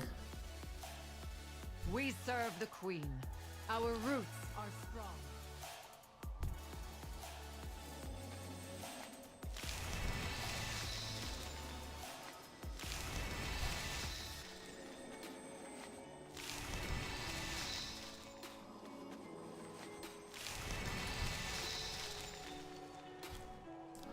At least the benefit of doing this is all of the extra materials that I get is going to make it considerably easier to look at the other professions as well. I'm trying to think what other professions do I still have to overview. We've got we need to do a proper inscription guide. That's going to require a lot of herbs. We need to do a proper alchemy guide. That is also going to take a lot of herbs. I'm going to move this out of the way just for now. Technically, for the sake of completion, I probably should do an engineering guide.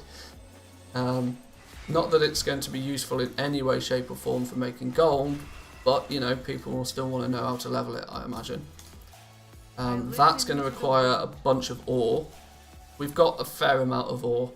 But I also don't want to use all of my ore because I want to really go deep into Jewelcrafting at some point as well.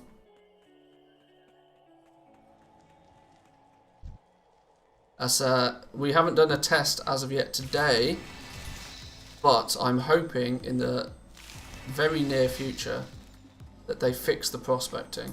Because prospecting for Jewelcrafting is currently bust. The amount of materials you get from prospecting is definitely not enough. They either need to reduce the amount of materials that are needed to craft the base legendary rings and necks, or they need to dramatically increase the amount of materials that you get from prospecting. Either or would do. To be fair though, I actually hope they just reduce the number of materials that are needed to craft the base legendary items, because otherwise you'll find that jewel crafters will want to they'll want to prospect so much ore it will just completely kill the gem market. Mike Kingify, interesting name. Welcome to the channel, dude. Thanks for subscribing. I appreciate it. Do I have an idea of how high Crafter's Mark can raise the item level of things like engineering goggles and alchemy stones? Interestingly, I seem to remember alchemy stone can only be reduced in item level, not increased, because it already starts at a high item level. For Queen and Grove. But Crafter's Mark 2, I think it pushes things. I want to say item level 168 is the default most of the time.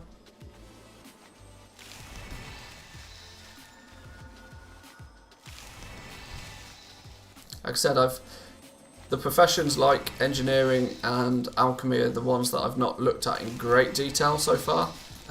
Meaning I can't remember most. I've looked at them in somewhat of a fashion, but I've not looked at them in enough detail to be able to remember things like that off the top of my head. Not yet, anyway.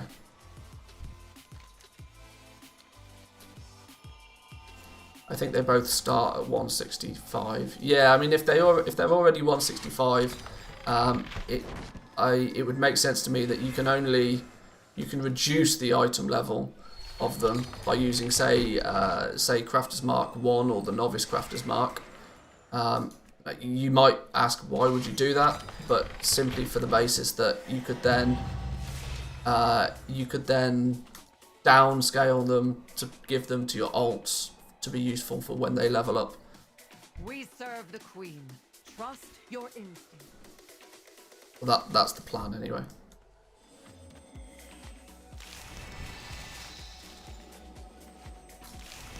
How many of these bags have we got so far? We've started to get a few of them.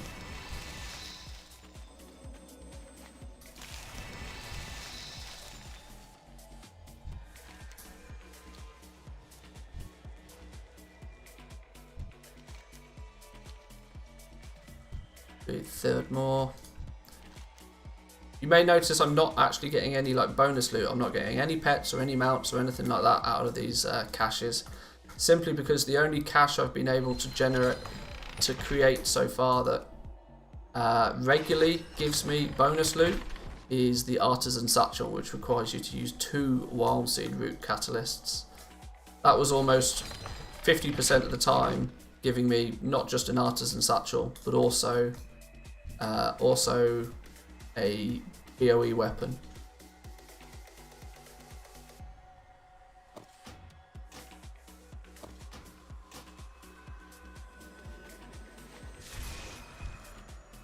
I need to buy some more spirits.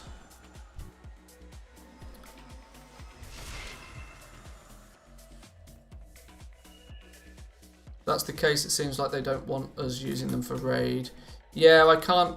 If I'm honest, I can't really see those things being super BIS items by the time you get into the raid. It's kind of.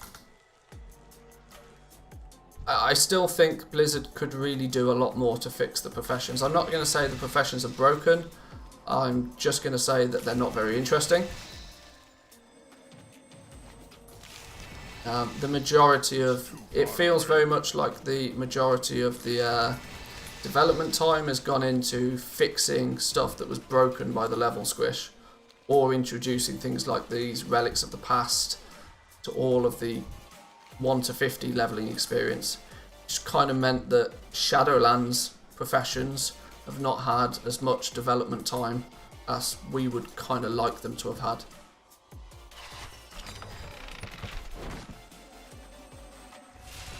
I need to get closer. Which is sad, but maybe it's something that come 9.1 they can look at fixing. As I said earlier though, as much as people hate like the scrapper and having to hunt for expulsum all the time, it really did a good job of maintaining value in the professions. How fares your hunt? Night. Now I know people don't want to believe me when I say that, but professions had a lot more longevity in them in BF8 than they did in Legion. The professions died out very quickly in Legion, even with the ranks in place. The ranks was the only thing that sort of gave them some life. Obviously in Legion we had it wasn't called expulsum. What was the material that there was the scrapper 1.0. But that was really the first sort of test.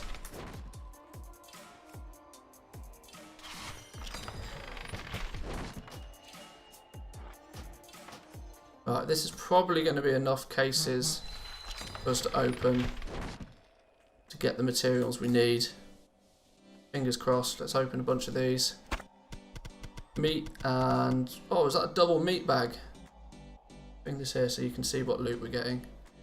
Creepy crawler meat, creepy crawler. That was a double meat bag. That was perfect.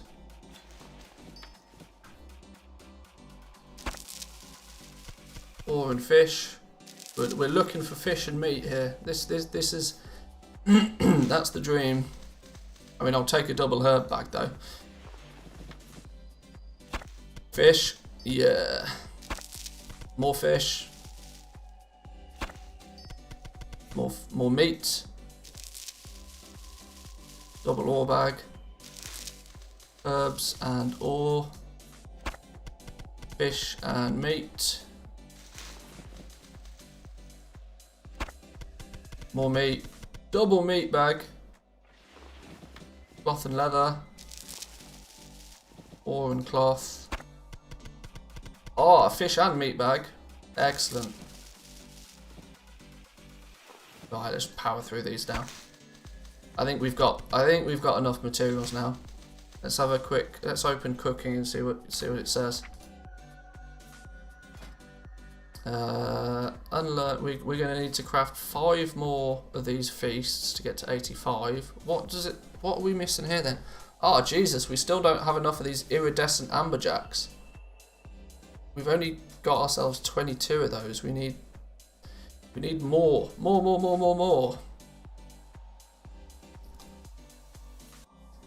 And we're likely then going to need some of them for these as well. We arguably need enough materials to just craft 15. We could do with more shadowy shanks. We've only got 103 shadowy shanks. We could do with potentially up to 150 of those.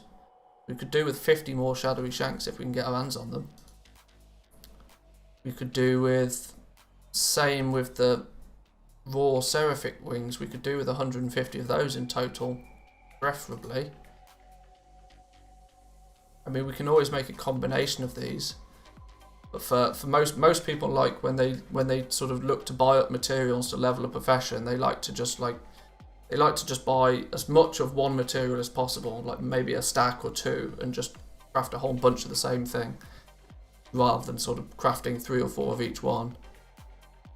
We could do a more creepy crawler meat as well. Oh dear, we do need to open some more bags, unfortunately. We will capture our prey. Let's buy ourselves some more of these.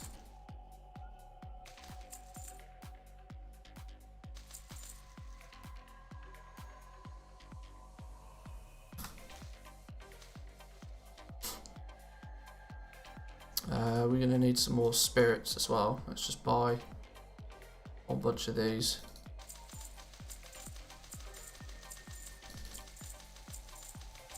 If we make another 20 or so bags, we should probably have what we need. Good hunting.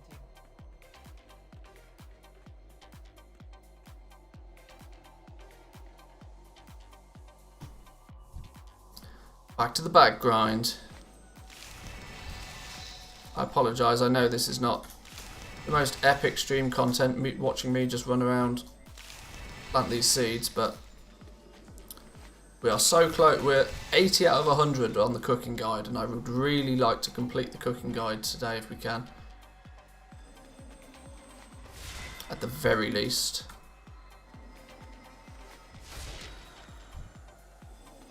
I kind of wanted to look at alchemy or inscription today as well, but I'm not sure I'm going to have time. None can hide from the hunt. We'll see. We'll see. Keep our fingers crossed.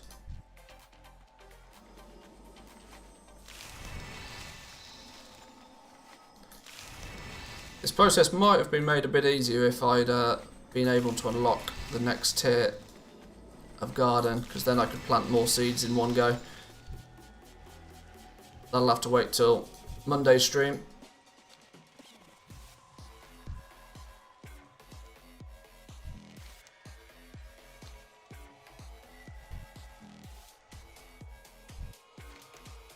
There we go. Let's go grab up some caches.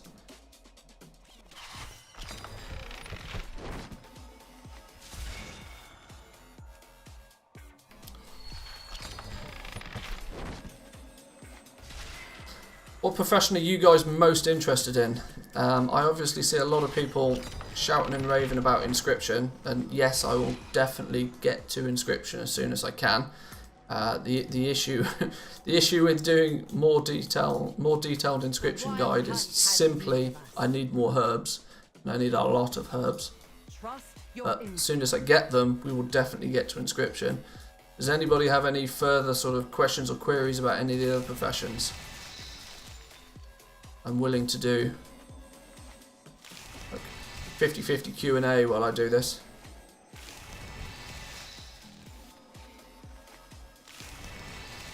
Oh, you got your pack mule. Eventually. How many hundreds of thousands of kills did you have to do for that? Did I do blacksmithing? I think I've done blacksmithing. Have I done a blacksmithing guide? I've lost track myself now. What's the story with enchanting? Enchanting's looking good. I can't lie. Simply the fact that enchanters have their fingers in so many different pies right now. You can't craft a base legendary item without an enchanter at least having a say in it. Simply because enchanters are going to need to take the lightless silk and make the enchanters take the lightless silk and turn it into enchanted lightless silk. They do the same for the leather and the same for the ore. So scribes are enchanters are going to be in quite high demand at the beginning. I understand why a lot of people are looking at enchanting and going, this looks tasty. What can we do with this?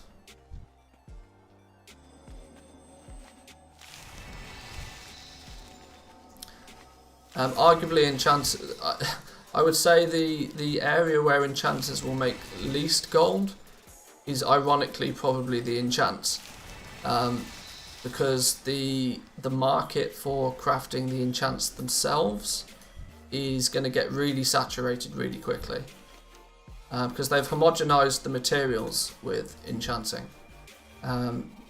Simply meaning that you can take one material and you can craft, say you take the dust, you can turn the dust into shards, you can turn the shards into crystals, but you can also go backwards as well. You can turn the crystals into shards and you can turn the shards into dust. Meaning that after not too long a time, you'll find that all three of the materials will sort of be priced based on the other. Now, crafters themselves think that that's a good idea. But if you look at the wider picture, it will actually do nothing but reduce the value of the materials as a whole. So the actual crafting of enchants is going to get really competitive. And I actually don't think the enchants cost that much.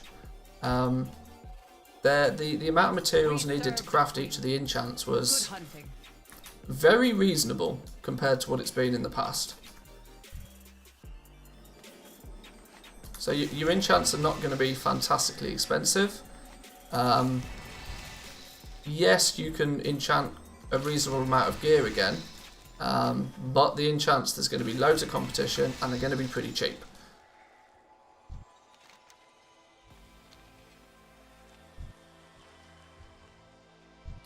My enchanter will mostly focus on that, crafting the silk, the bars, and the leather for the legendaries.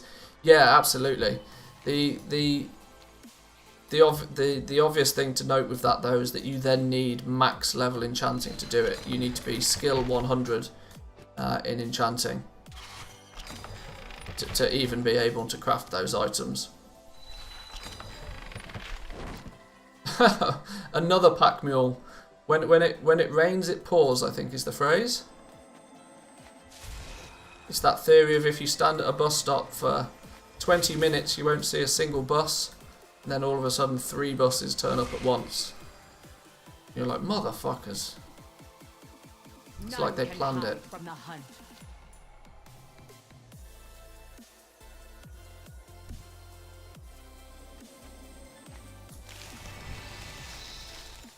Guys, come on now. There's a good 20-25 of you in the chat, in the channel right now, and only 7 of you have clicked the like button.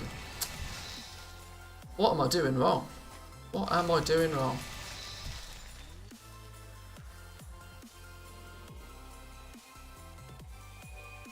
If I don't sell out at least once an hour, I feel bad. Just FYI. No, but in all honesty, the likes on the live streams do actually significantly help the channel. So I'm very appreciative every time somebody does press the like button. I'm willing to let you choose whether you hit the subscribe button or not. That's totally your choice. But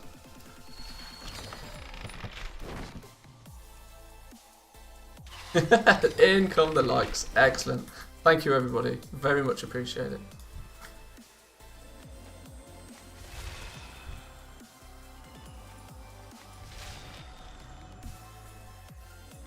Look, if I was on Twitch right now, I'd be saying Twitch Prime like every third sentence. Just remember that. Our roots are strong. Okay, do we reckon we've got enough bags now? I think that's probably it. Let's grab these ones and then give it another look, see if we've got enough materials. I really hope so.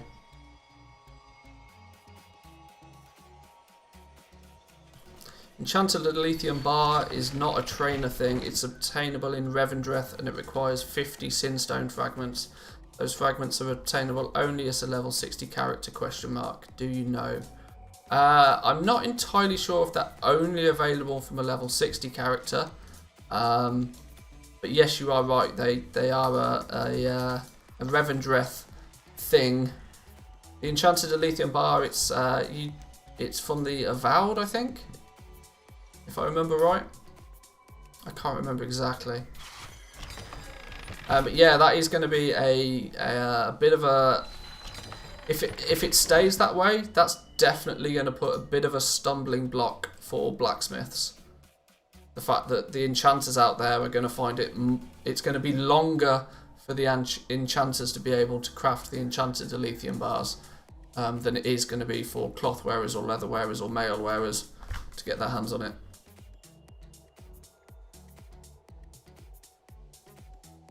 Do you know how early you can get access to the legendaries? Wondering how competitive the rush for legendary crafting will be. Well, you've got to be 60. That's the main thing. You only can, even if you level up your profession before you hit 60, you can't get access to the base legendary plans until 60 because you get them from the Rune Carver. Now, the Rune Carver is situated in Torghast, and to get to Torghast, you have to go through the Maw introduction request. And to get into the Maw and do the Maw introduction request, you've got to be 60.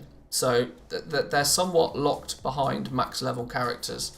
So that in essence is going to limit the amount of people who are able to even craft them in the first day, because it's arguably going to take even the fastest people to level. It's going to take them 12 hours. To craft. So you will start seeing base legendary items posted on day one, but they will be very expensive and very rare, I'd imagine. Like the first week though is where you'll really start to see it pick up. What's your content going to be like after launch when you aren't focused on testing and guides anymore? Well, obviously the testing side of things will drop off a little bit, but my channel is sort of, or at least the way that I've played the game, it's always been the economy side of things. Making gold within the game is one of my big things. I'm not a huge farmer. I've never really enjoyed farming myself. But arguably I'm fully aware that people do want to know what the best farming spots are. So there'll be an element of farming guides for the different materials, but there'll also be a lot of sort of auction house play and ways of making gold that aren't necessarily just grinding mobs. That's what really interests me. So, and that's kind of the direction the channel will go. Long term, I don't imagine this will be solely a World of Warcraft channel. Streaming and doing videos for the channel is at least currently, it's simply a hobby. But we'll have to see where the channel progresses long term. But the primary focus is on gold making and the economy of WoW, that sort of thing. Right, I've seen quite a lot of fish and I've seen quite a lot of meat, so we might be good after these bunch of bags. I really hope we're good after these bags, because even I don't want to gather up any more of these.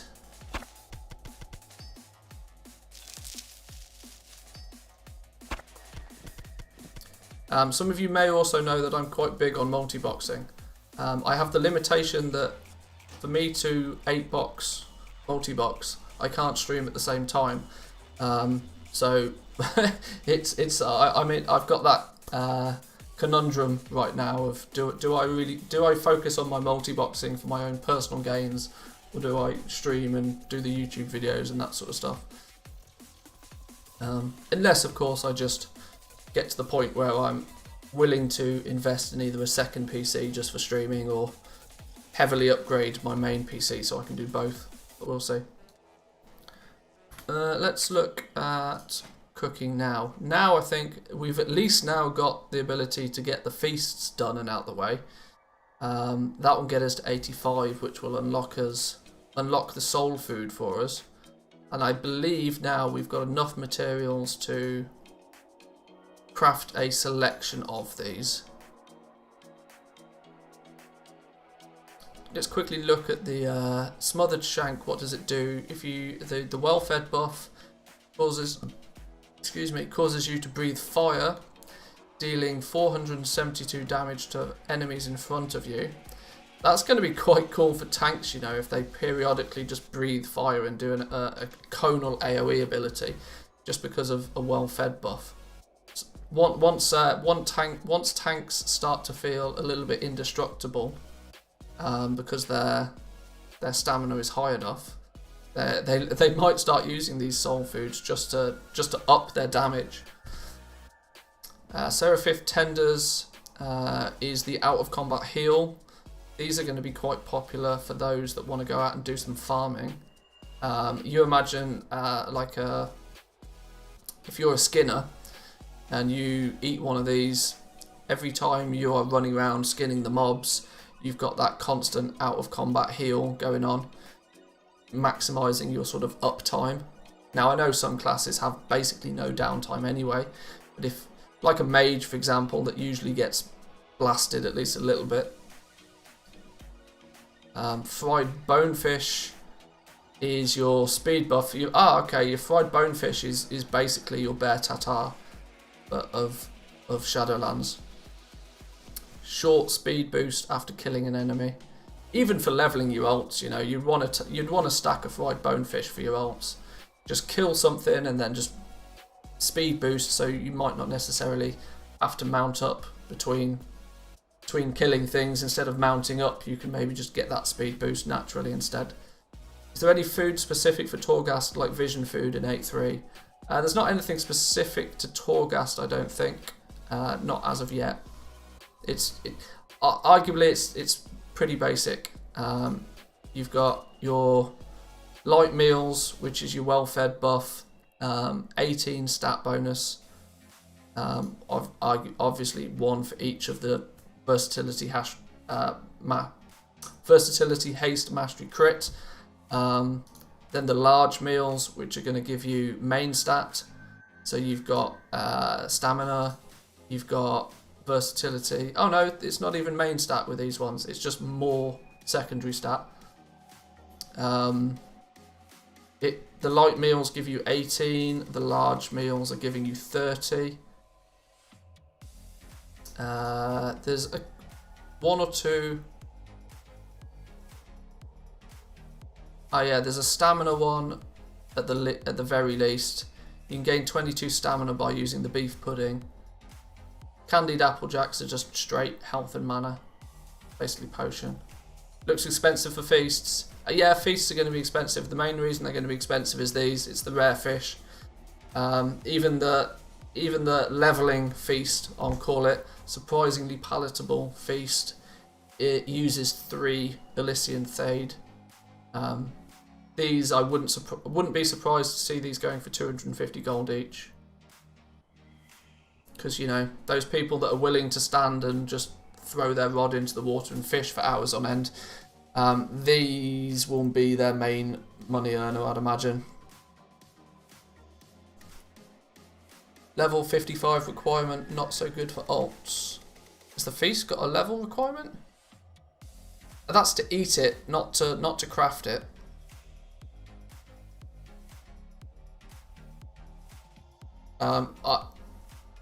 Arguably, you're unlikely to use feasts, I would imagine, for when you are leveling.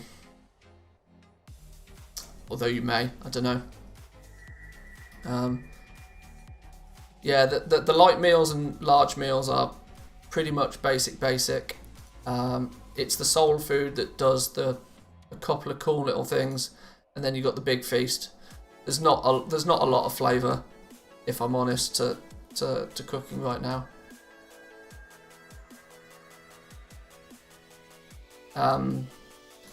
Yeah, there's genuinely not a lot that really. Stamina boost, secondary start. Basically a potion, stam boost, secondary start, feast. 4 different soul food. One that just take on a ghostly appearance. Not going to do anything but make you look like a ghost. Conal AoE ability, out of combat heal, and speed boost after killing an enemy. That is literally cooking in a nutshell. But I do believe, as long as we don't need any more of these iridescent amberjacks going forward. No, we don't. But we do need them here. But we don't get this until we're 100 anyway. So we're not going to be crafting any more of them. Okay. I do believe that we are now at a point where we can max cooking out. Maybe fishing every evening would be a good wind down. You know what's the best wind down? Not playing World of Warcraft. That is generally how I wind down in the evening. Oh, is the speed potion even 55 to use? Oh, it is, yeah. Huh. Yeah, maybe that's not so great for alts then. All of the soul food is 55 to use. Up until 55, you can still use Bear Tartar, I believe, unless they've crushed that into the ground, or whatever the BFA equivalent of Bear Tartar was. Alright, well, now I think we can head back. We can head back over and finish cooking at the very least. What time is it? Oh, it's 1 o'clock already. Damn. I've not got super long today. I've got to make this a shorter stream today than we're usual. Don't worry, I'm not finished yet. But it's going to be a slightly shorter stream than usual. As I'm away this weekend, so I need to fix some shit around the house, you know. I need to leave the house for the first time in about 2 weeks.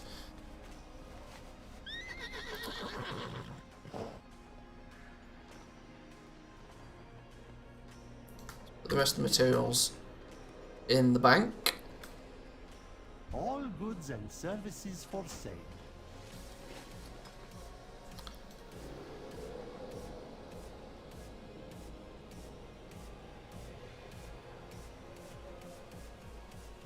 So we don't need the materials in our bags, considering we can do everything from the reagent bank now, which is cool.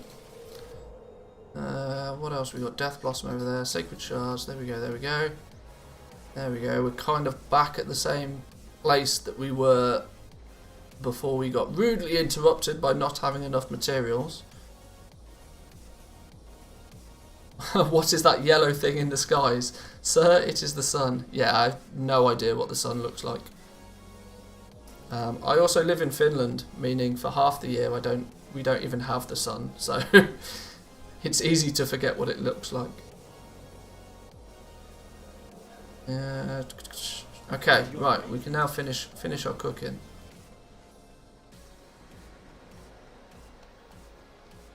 Where was the cooking trainer? He was one of the first ones, wasn't he?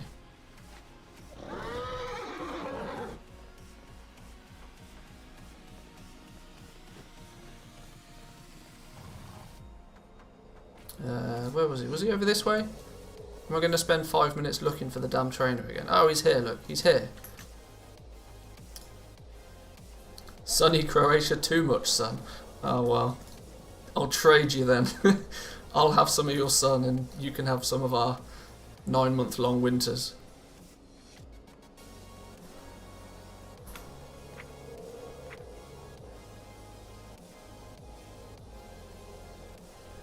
Oh yeah, it must be so tough being in Milan, one of the most iconic cities in one of my favourite countries in the world. I would live in Italy given the choice. I would also eat a lot of pizza and drink a lot of white wine, but I would probably die young and die happy. Okay, we're going to need a cooking fire, first and foremost. We're going to need, let's stack up just quickly. I think we've got plenty of vendor materials. We've got, oh, we've only got, yeah, we've got 100 plus of the vendor materials, so we probably won't need any more. But, you know, we can just grab a few because we can. Preparation is everything. Until our next transaction.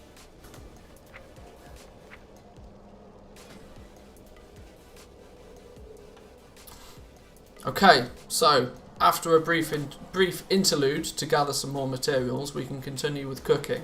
We're at 80, we need to get to 85. Feasts is going to be the way. There's realistically no other way to get to 85. We should probably actually load up the trainer dude. Yes, 85 is where we get the soul food and the next fun stuff to craft. Let's bang out a bunch of these. I really hope they stay orange all the way to 85. If they go yellow, I'm going to be annoyed. No, it looks like we're going to get to 85 off the first stage of feasts. In fact, they even stay orange, which is quite cool. Because the soul food that we now get access to is the only bit of flavour within cooking, I'd say. But this is realistically what we're going to use, a combination of these soul foods and feasts to get ourselves up to 100. You may ask, why do we need to get much further than this? Well, arguably you're going to be hunting down the Feast of Gluttonous Hedonism, which requires you to be cooking 100 to learn it, but it also requires you to be revered with the Court of Harvesters. So get used to spending time in Revendreth. I may have already said that, but you know, whatever. So at this point, it's kind of a little bit up to you how you get those last 15 points. Arguably, the fact that these used only the basic fish and some piranhas and some shadowy shank, these are probably actually going to be the most cost effective. These are the smothered shanks, I would say. Smothered shanks are likely to be the cheaper of the three to craft, but they each have their own benefits. The fried bonefish might actually sell better, so it's a combination realistically of these soul foods. We learnt the smothered shank first, which leads me to believe it's likely going to go yellow at some point before we get maybe 90, 95. This might go yellow, so I'll craft a few of these first. 90. Ah, they did all stay orange, which is nice. Maybe 5 more of the Seraphith tenders. If you've got the ability to, it's usually worthwhile crafting a variety of stuff, so at least it gives you better chance to sell some things. And actually these soul food have still stayed orange, so we'll be able to use these all the way to 100. How wonderful is that? 97, 98, 99, 100, and we can learn Quiet Hounds to give ourselves the ghostly appearance. Interestingly, is orange even though we're max skill. So there we go, guys. There was cooking from skill 1 to skill 100. We crafted a whole bunch of stuff. Things to note is that we actually were somewhat forced into making some of the feasts. We had to make 10 of the basic feasts to begin with, meaning that at the beginning it's probably wise to make a whole bunch of these biscuits and pickle meat smoothies. Pretty much maximise those out because you're going to use them later on down the road to make these feasts anyway. So there we go, there's cooking. Hope that was useful to you. If the video was helpful, give it a like, subscribe if you're new around here, and I'll see you guys next time. Peace. That was just for the YouTube video, I'm not going anywhere, don't worry. Okay, so what are our thoughts on cooking then? My thoughts is that it actually uses considerably more materials than I first expected. I was not expecting it. I was expecting, at least with cooking, for it to give us like multiple skill points at some point, but unfortunately it didn't. Every single skill point we had to earn by crafting something, which was a bit of a shocker to me. I swear people posting mage weave and silk at 50 silver are just asking to be ripped off. Not really, just buy it out and resell it as soon as the pre-patch launches. That's what I'm doing.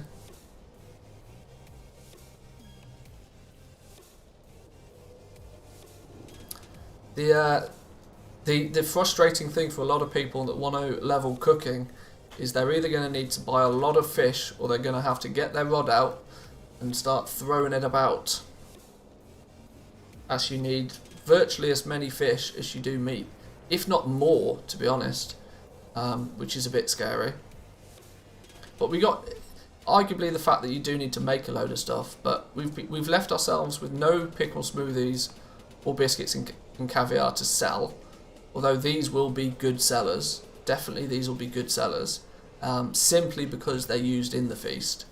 There are some people that will then have run out of the meat, and they'll have run out of the lost soul when it comes to crafting these, and they will then choose to buy the biscuits and caviar and buy the pickled meat smoothies off the auction house instead. That is a likely possibility. What else did we craft? We made some smothered shanks, which are the smothered shanks are one of the soul foods. I think we made some of all of the soul foods actually. Where did the other ones go? We made some, yeah, the soul foods. We made 15 smothered shanks, 15 fried bonefish, and 15 seraphic tenders. So we were basically forced to make a variety of the soul foods. We obviously spoke about the big boy feasts. Now this is where if you are looking to maximise on your cooking, you would want to save up any of the candied amberjack cakes. How many of those did we make? Candied amberjack cakes, we made a few of those, only 15 whilst levelling, and 15 banana beef pudding. Arguably it might be worthwhile whilst levelling to sort of focus a little bit heavier on these, but I do remember these when we were crafting these. They sort of went orange and green and then grey very quickly, not really giving you much choice. But these will be big sellers, simply because they're used in the main feast. Then 5 of these rare fish for every single feast. These are going to be expensive, you know. Like I said, it wouldn't surprise me if the rare fish goes for 250 gold a piece. You multiply 250 gold by 5, you've got 1250 gold just for the fish. You add on 10 of each of these crafts, whichever they result in costing. I mean, that's a madness. That's an absolute madness. I mean, I suppose we can almost... We can kind of use TSM to get an idea of these things. Even though we're not going to have auction house data, we can at least look at potential crafting costs. Where's TSM? I wonder if it's going to allow us to do that. What happened there? Ah, maybe TSM is still bust. What happens when I try and open the profession window? Yeah, TSM's still bust. Or maybe not. To be honest, I probably just need to update my TSM, but...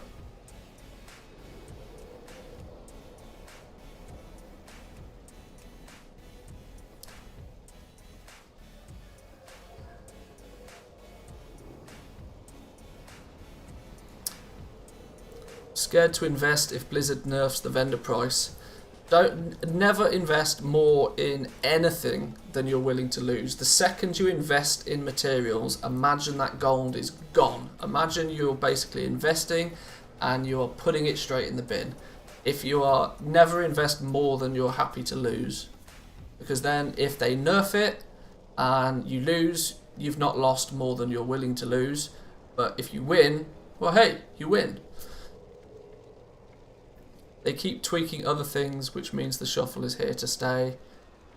It would take them a minute to change it, and if they have not done it a week away from pre-patch, they ain't doing it. They have bigger things to focus on.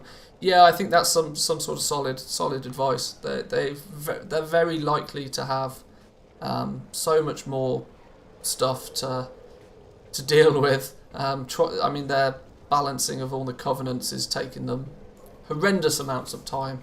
And you kind of got to remember that the Relic of the Past was more of a fix to a problem that they created than a new system that they were looking at focusing on. Because of the new Chromie time leveling system, they wanted to make sure each of the professions, regardless of which expansion you choose to level in, had some meaning. And the only way they could do that was with this Relics of the Past system. So it's kind of one of those that they implemented this Relic of the Past to fix something. They're just going to leave it and let it do its thing, I imagine.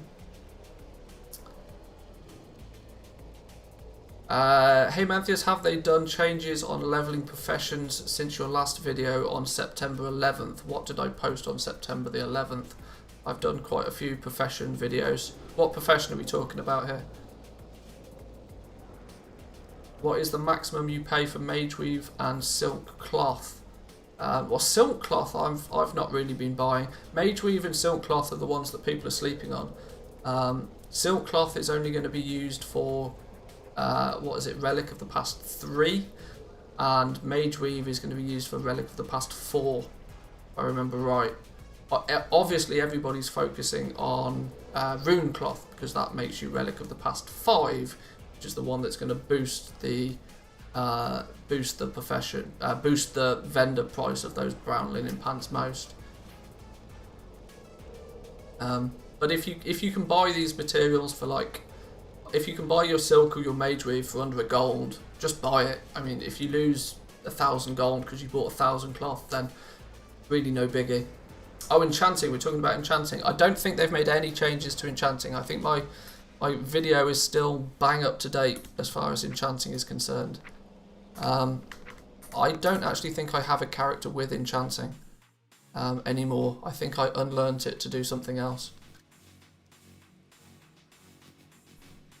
Maybe they changed some skill ups. The only thing that might change with enchanting is there's a period between, I think it's skill 70 and skill 90, that you basically get all the skill points for free, because you just turn crystals into shards and then get a skill point for turning that shard back into a crystal or something like that. There's a shuffle that you can do that basically gives you 20 points for free. Now interestingly, Samadan looked at both enchanting and tailoring a few days ago, and it was still the same when he leveled up enchanting. So literally only if they've changed stuff in the last day or two is there going to be any difference. But to my knowledge, my video from mid-September is still bang up to date.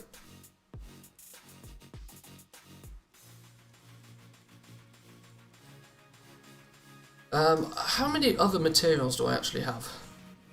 I'm happy we got cooking out of the way. Cooking was one of the professions that I was slightly nervous about because I knew it was going to take a lot of materials. Oh, I know what you guys would want to see. You guys would want to craft some Darkmoon cards. That's what we're going to do.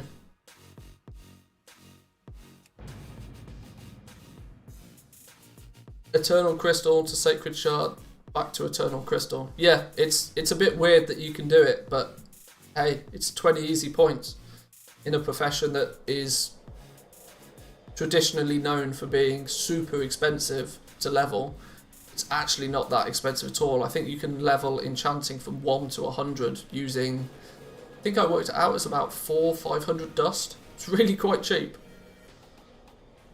Now obviously the first couple of weeks 400-500 dust is still going to be 5,000 to 10,000 gold, but considering in the past enchanting has cost 100,000 gold to level it up.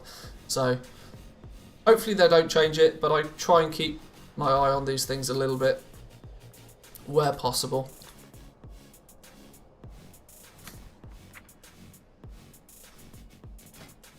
But yes, I've got some more materials. We can craft some more Darkmoon cards.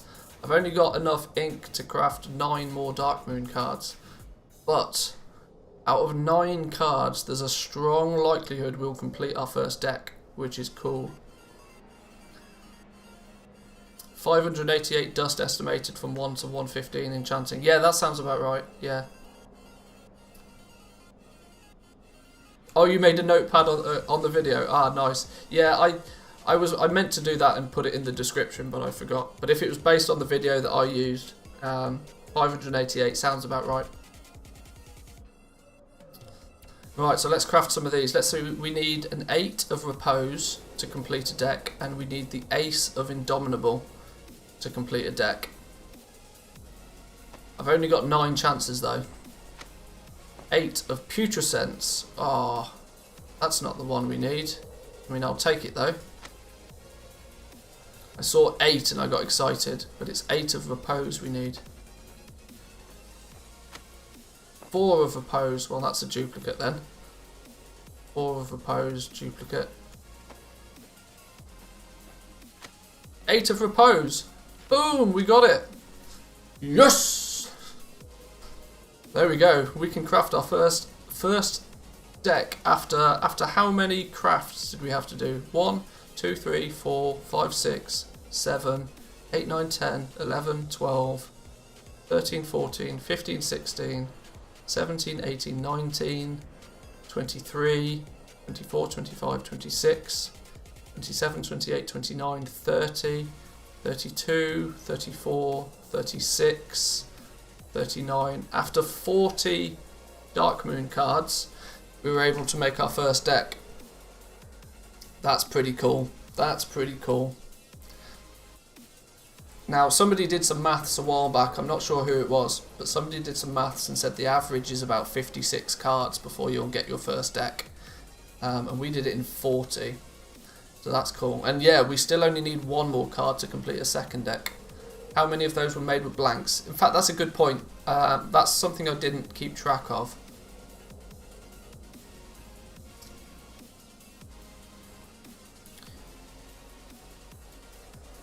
Yeah, I probably should have crafted Darkmoon cards and not used any of the blanks. But, hey.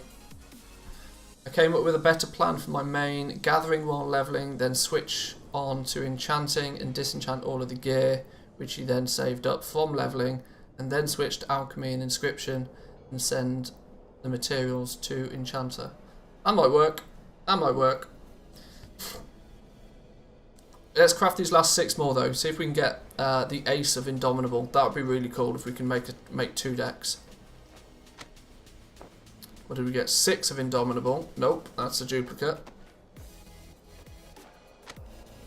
4 of Indomitable. Nope, that's also a duplicate. I'd like to get some of these ones. I don't want to see so many duplicates. Ace of Veracity. Oh no, I saw Ace and I was like, is that it? No, it's Ace of Indomitable we need. God damn. We've only got 3 more goes. And interestingly, we've not had a single blank card come out yet.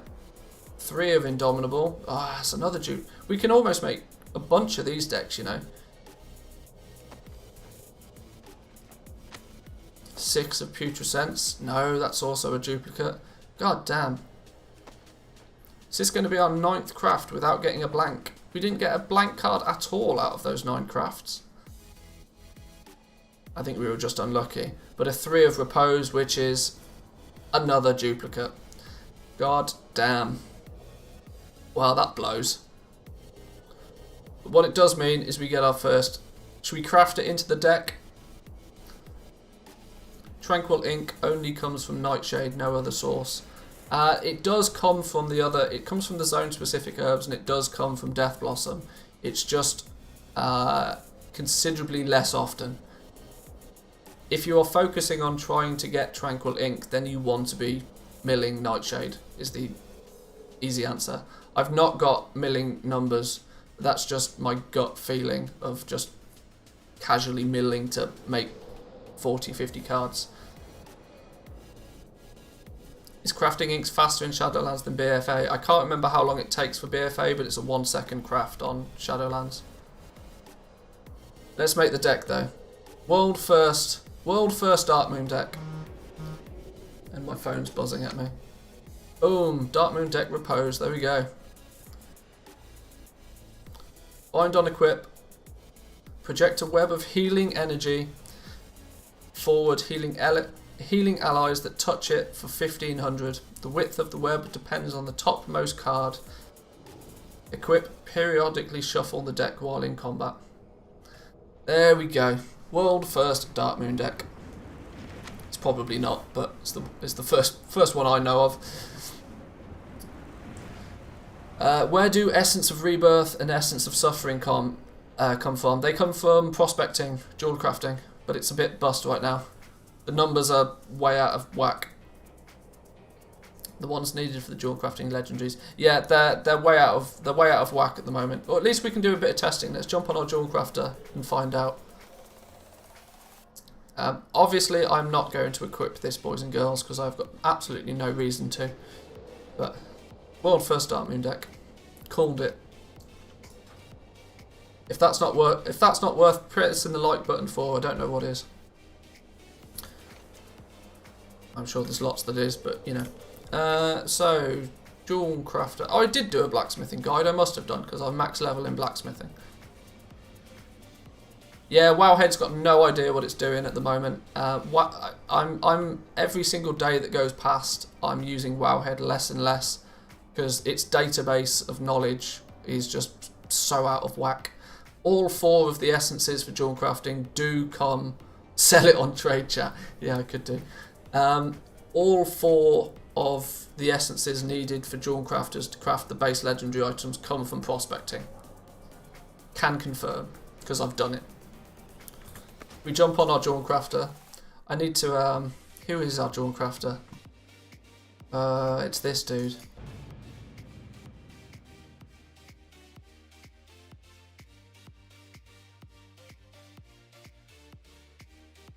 Come on, game. I do run on an SSD, I swear. So, where is it? Have I not got the materials on me? I've probably not got them to hand. So I put them in the bank. Everything is negotiable.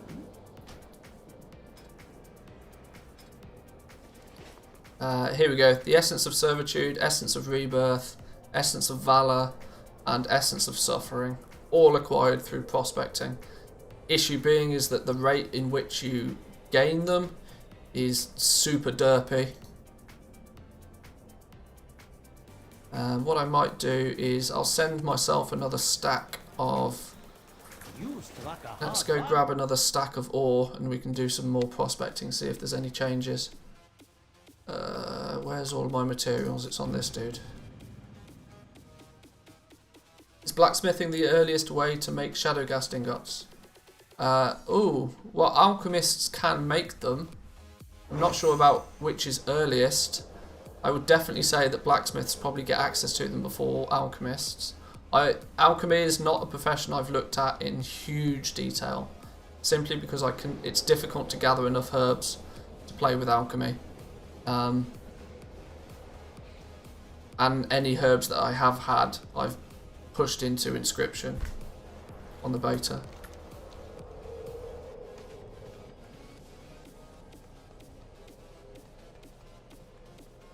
Yeah, unless they change Jewelcrafting legendaries don't even bother. But I really feel they are going to be forced to change something. Is this the right place? Yeah. To enchant the legendary reagents like Heavy Callous Hide, are they behind a rep lock? Only one of them is. The blacksmithing one, the enchanted Elithium ore, is locked behind a rep grind. It's revered with, I want to say Court of Harvesters, but don't quote me on that. Where's all my ore gone? Oh, I really don't actually have that much ore. Well, we'll send a stack over. What's the use of Shadestone from alchemy? Shadestone is your it's a reagent for cauldrons. So whoever in your guild is responsible for crafting the cauldrons and bringing them to raid, if you assign that role to somebody, they will want to be an alchemist and have the ability to make them. Don't even bother. Sounds like a good goal making opportunity. I suppose maybe, it depends how you look at it. But I've got I've got a spreadsheet that keeps track of roughly how much it's going to cost to craft the base legendary items. Let's put it this way, it's comfortably 10 times more expensive, as it stands right now, for a jewel crafter to craft their base legendary items than it is for everybody else. Which is bonkers. It needs to change. Don't have beta, so many questions for professions. Well, here I am, dude. Hit the like button, hit the subscribe button, and ask away.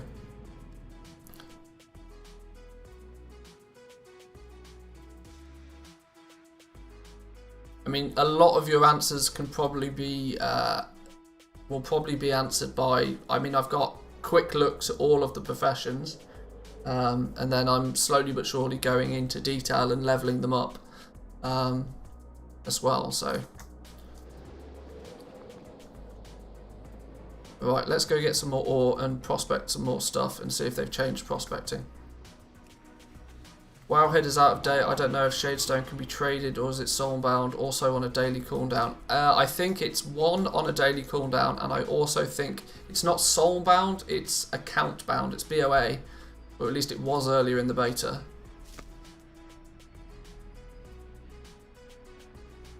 Currency conversion? Titan residue. Okay, sure. Please tell Blizzard to lower the cost for making Jewelcrafting base legendaries. Yeah, I think they need to. Has it changed? Shadowgast. No, they've not changed it. It's still 50 essences. Well, basically 100 essences to craft each one.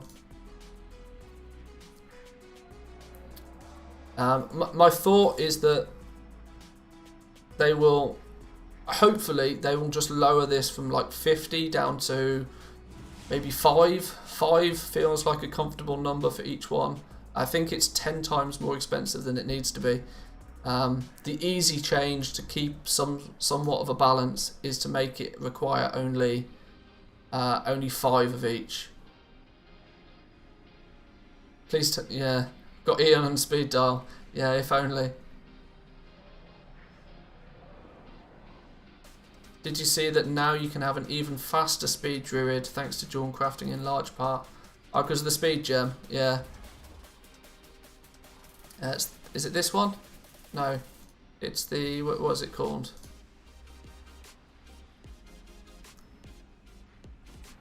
Where is it? There's a gem, isn't there, that they make that makes things quick. It's a straddling one.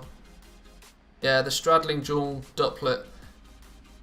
Your druids are going to want at least one of these equipped so that you gain 12 speed for every Shadowlands gem that you have in your gear.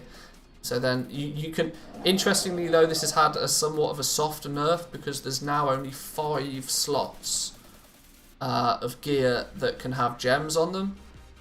So this is going to take up one of those gem slots. You're then going to have 4 other gems which will give you, what's that, going to be a maximum of 48 speed because of this.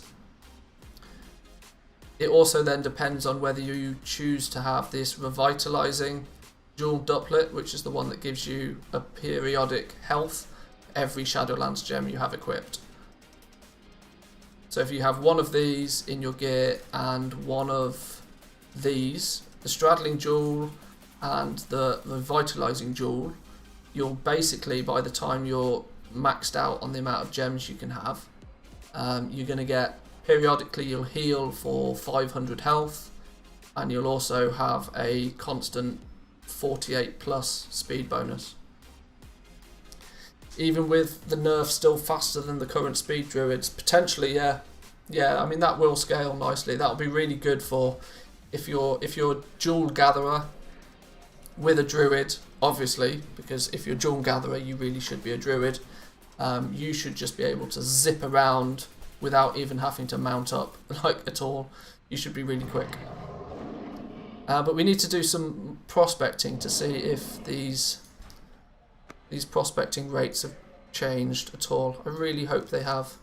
I'm going to single prospect it though. We've got 200 lacerite ore. See what we get. A gem. Another gem. Another gem. I'm not going to say that every time, I swear. Another... No, I'm not. We're still not getting any essences. I've actually gone 2 entire stacks of lacerite ore without getting any of the essences. Almost to the point where I'm starting to feel like the essences just don't drop from lacerite ore. But the problem is I know that they do, because it has happened before. I've prospected enough ore to know that you can get the essences. They're just super rare. And they shouldn't be super rare. I should be getting an essence every 3rd or 4th times I prospect. Every 10 or 20 lacerite ore you should conceivably get an essence. If they want to keep the material rate at like 100 to craft a single legendary. The problem is I can't really submit a bug report because it's not necessarily a bug. It's just not balanced. I can't determine the fact that it's a bug simply because I don't... This might be how Blizzard wants it to be.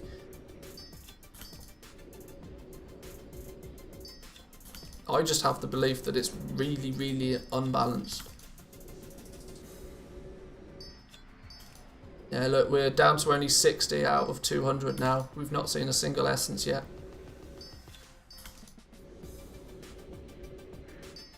Gems on Druid Gatherers worth it. Yes, definitely. That speed boost and that health boost.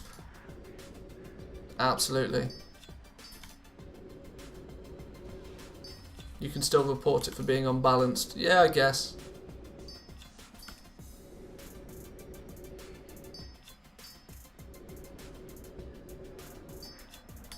It's, we're now down to 15 and we've not had a single essence. I'm now somewhat confident in saying that the drop rate on essences from lacerite ore specifically is dumb. Double level dumb. You know what the worst thing is even if you prospect Elithium ore, the drop rate is not much better. I've prospected stacks of Elithium ore and I've not got many at all. Looks like it's impossible to get the ring or neck legendary. The way that it currently stands, it's not going to be impossible, but they're going to cost in the region of... Let me show you this spreadsheet. This is bonkers crazy. So I've got this spreadsheet that works out the estimated... I want to put that in big, bold numbers. Big, bold letters. This is only an estimation based on my experience of playing through the beta and my experience from past expansions. But for example, cloth at the moment, you have the cost, the materials required in this column here to craft a single rank 1 legendary for cloth wearers. You need 100 shrouded cloth, you need 25 enchanted lightless silk, and you need a single arboreal shard. We have our price list over to the side where we have what I estimate. I mean, you can change these numbers to whatever you want and the spreadsheet will do its thing. But my estimation, shrouded cloth will go for about 25 gold a piece. That's where it will sort of balance out. It may be less than that, maybe more than that. You can always change it. The enchanted lightless silk, I imagine, is going to be about double that. The lightless silk doesn't have many purposes outside of being enchanted and used for base legendaries. So with these numbers, it's going to cost just under 5,000 gold to make a single rank 1 cloth legendary item. Not too bad. Seems like a reasonable number. 5k gold, get your base legendary item. If you then want to upgrade it to a rank 2 next week, it's going to be 7k gold, and a rank 3 item is going to cost you roughly 11 to 12,000 gold. Which feels okay. It's still going to mean that if you want to go, if you're a tailor and you want to get a single, if you want to create cloth chest pieces for your server, it's still going to cost you almost 500,000 gold in resources based on these prices to get that chest piece to rank 4. It's a lot. It's a hell of a lot. And then do you want to look at Jewelcrafting? Do you want to look at the rings, how expensive the rings are going to be?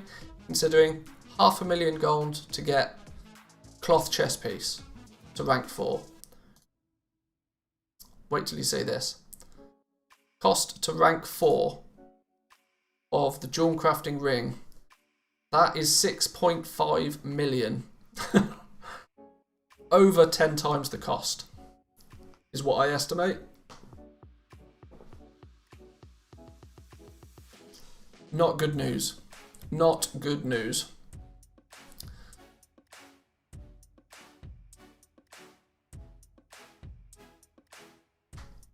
Simply because these essence of rebirth are so rare from prospecting, you're going to have to prospect a boatload, an absolute metric boatload of, yeah, more than a long boy, just to get rank 4 Lego ring. It's bonkers. Absolutely bonkers. It's going to mean the cost of creating a single rank 1 legendary ring could potentially be 100k. That's cost to the jewel crafter. Because I'm estimating that those essences are so rare from jewel crafting that they're going to be about 1,000, and that's if they're 1,000 gold a piece. And they will be 1,000 gold a piece because they're so rare. There's just not enough ore going around that can possibly be prospected to get enough of them to craft. There'll probably be more than this because there just won't be that many of them. It's an absolute madness. I mean, I've got no way to really show this to Blizzard, but I mean, they can always watch the VOD if they really want to. Do the community a good deed. Yeah, well, I'll report it as a bug to Blizzard. Let's see, where's the... I'll link the items. Neck and ring Legos rip. Oh, absolutely. Total rip. Because if you think about it, you don't when you choose your legendary power, you get the option of, say you're a hunter and Call of the Wild is the legendary power you want to equip. You can actually apply that to either a ring or some braces. Now, what are you going to choose? If the ring costs you 100,000 gold just for the rank 1 item, or the braces cost you 5,000 to 10,000 gold, which one are you going to choose? It's a no-brainer. Why would you ever put it on a ring slot? You just wouldn't. Necks and rings give more secondary stats. Oh yeah, sure, they absolutely do. But the difference between 5 to 10k gold and 100k gold,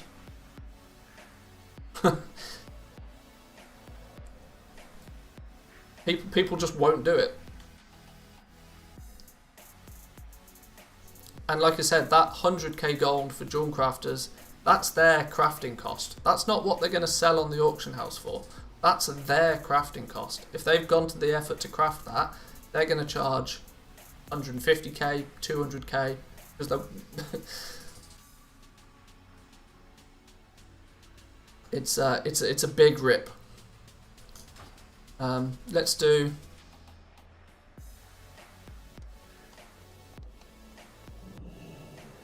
the way that it currently stands. It's bust. It's way out of balance. So jewel crafting, Lego rings and necks.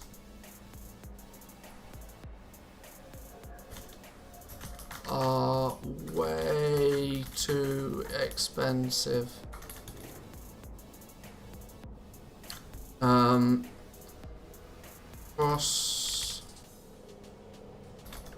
Prospecting ore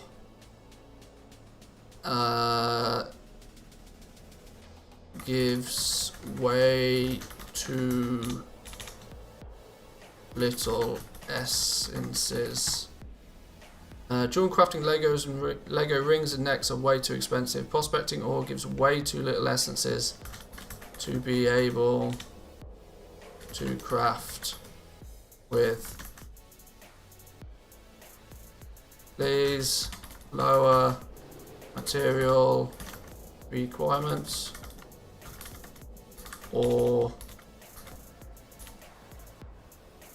increase prospect rate on essences. Lego rings and necks are way too expensive. Prospecting ore gives way too little essences to be able to craft with. Please lower material requirements or increase prospecting rate on essences. I don't think within the 255 character limit I can say it much better than that. Is there a limit to how many legendaries you can use? Can players simply choose not to have legendary rings and necks without any penalty? Well, you can only ever equip one legendary item right now. Arguably, as the expansion goes on, that might go up to 2, you might be able to 3 later, but to begin with, you can only equip one legendary at a time. That doesn't mean you can't craft more than one. People that raid and do Mythic Plus are likely to going to want 2 or 3 different legendary powers on different bits of gear that they can swap in and out when it suits. As some of the powers are going to better suit AoE situations. There are some, for example, there are some legendary powers that specifically benefit you when in Torghast. So you're going to likely want to craft that one for when you're doing your Torghast runs each week, and then you might want to have another legendary that you can equip in when you go raiding. You might then want another legendary that you can equip when you go do PvP. You can only have one equipped, but you are likely going to want multiple of them. Man, I ended up loving BFA. The end of the expansion market was a good intro to the auction house. Yeah. I'm making more money at launch simply because I have a better understanding of it. Yeah, that's it. Like, practice makes perfect with a lot of this. Right, there's my bug report to Blizzard for Jewelcrafting. I'm not sure what else I can do about that than literally tell them it's broken and they need to fix it. Everything is negotiable. But unfortunately, I feel there's quite a lot of stuff with the professions that is still not being fixed. I've got a whole bunch of gems ready though. But I'm deliberately, I'm every other day I'm prospecting an entire stack of ore. So the second I see any changes to the prospecting rates, I will obviously let you know.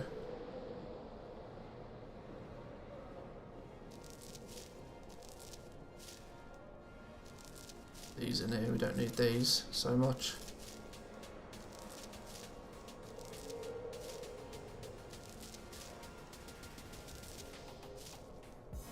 Astrite settings, Lithium settings. That can go in there as well. Okay. Yeah, so prospecting is still unfortunately a bit bust.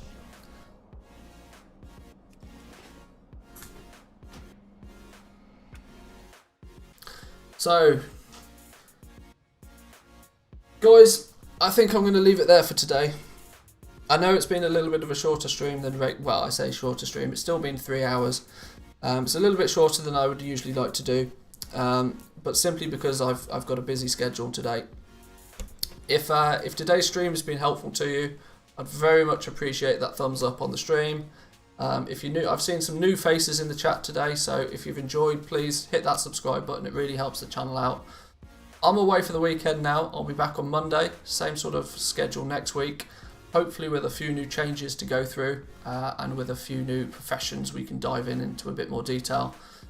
So, I'm off guys, good to see you, enjoy your weekend, and I'll see you guys Monday. Peace.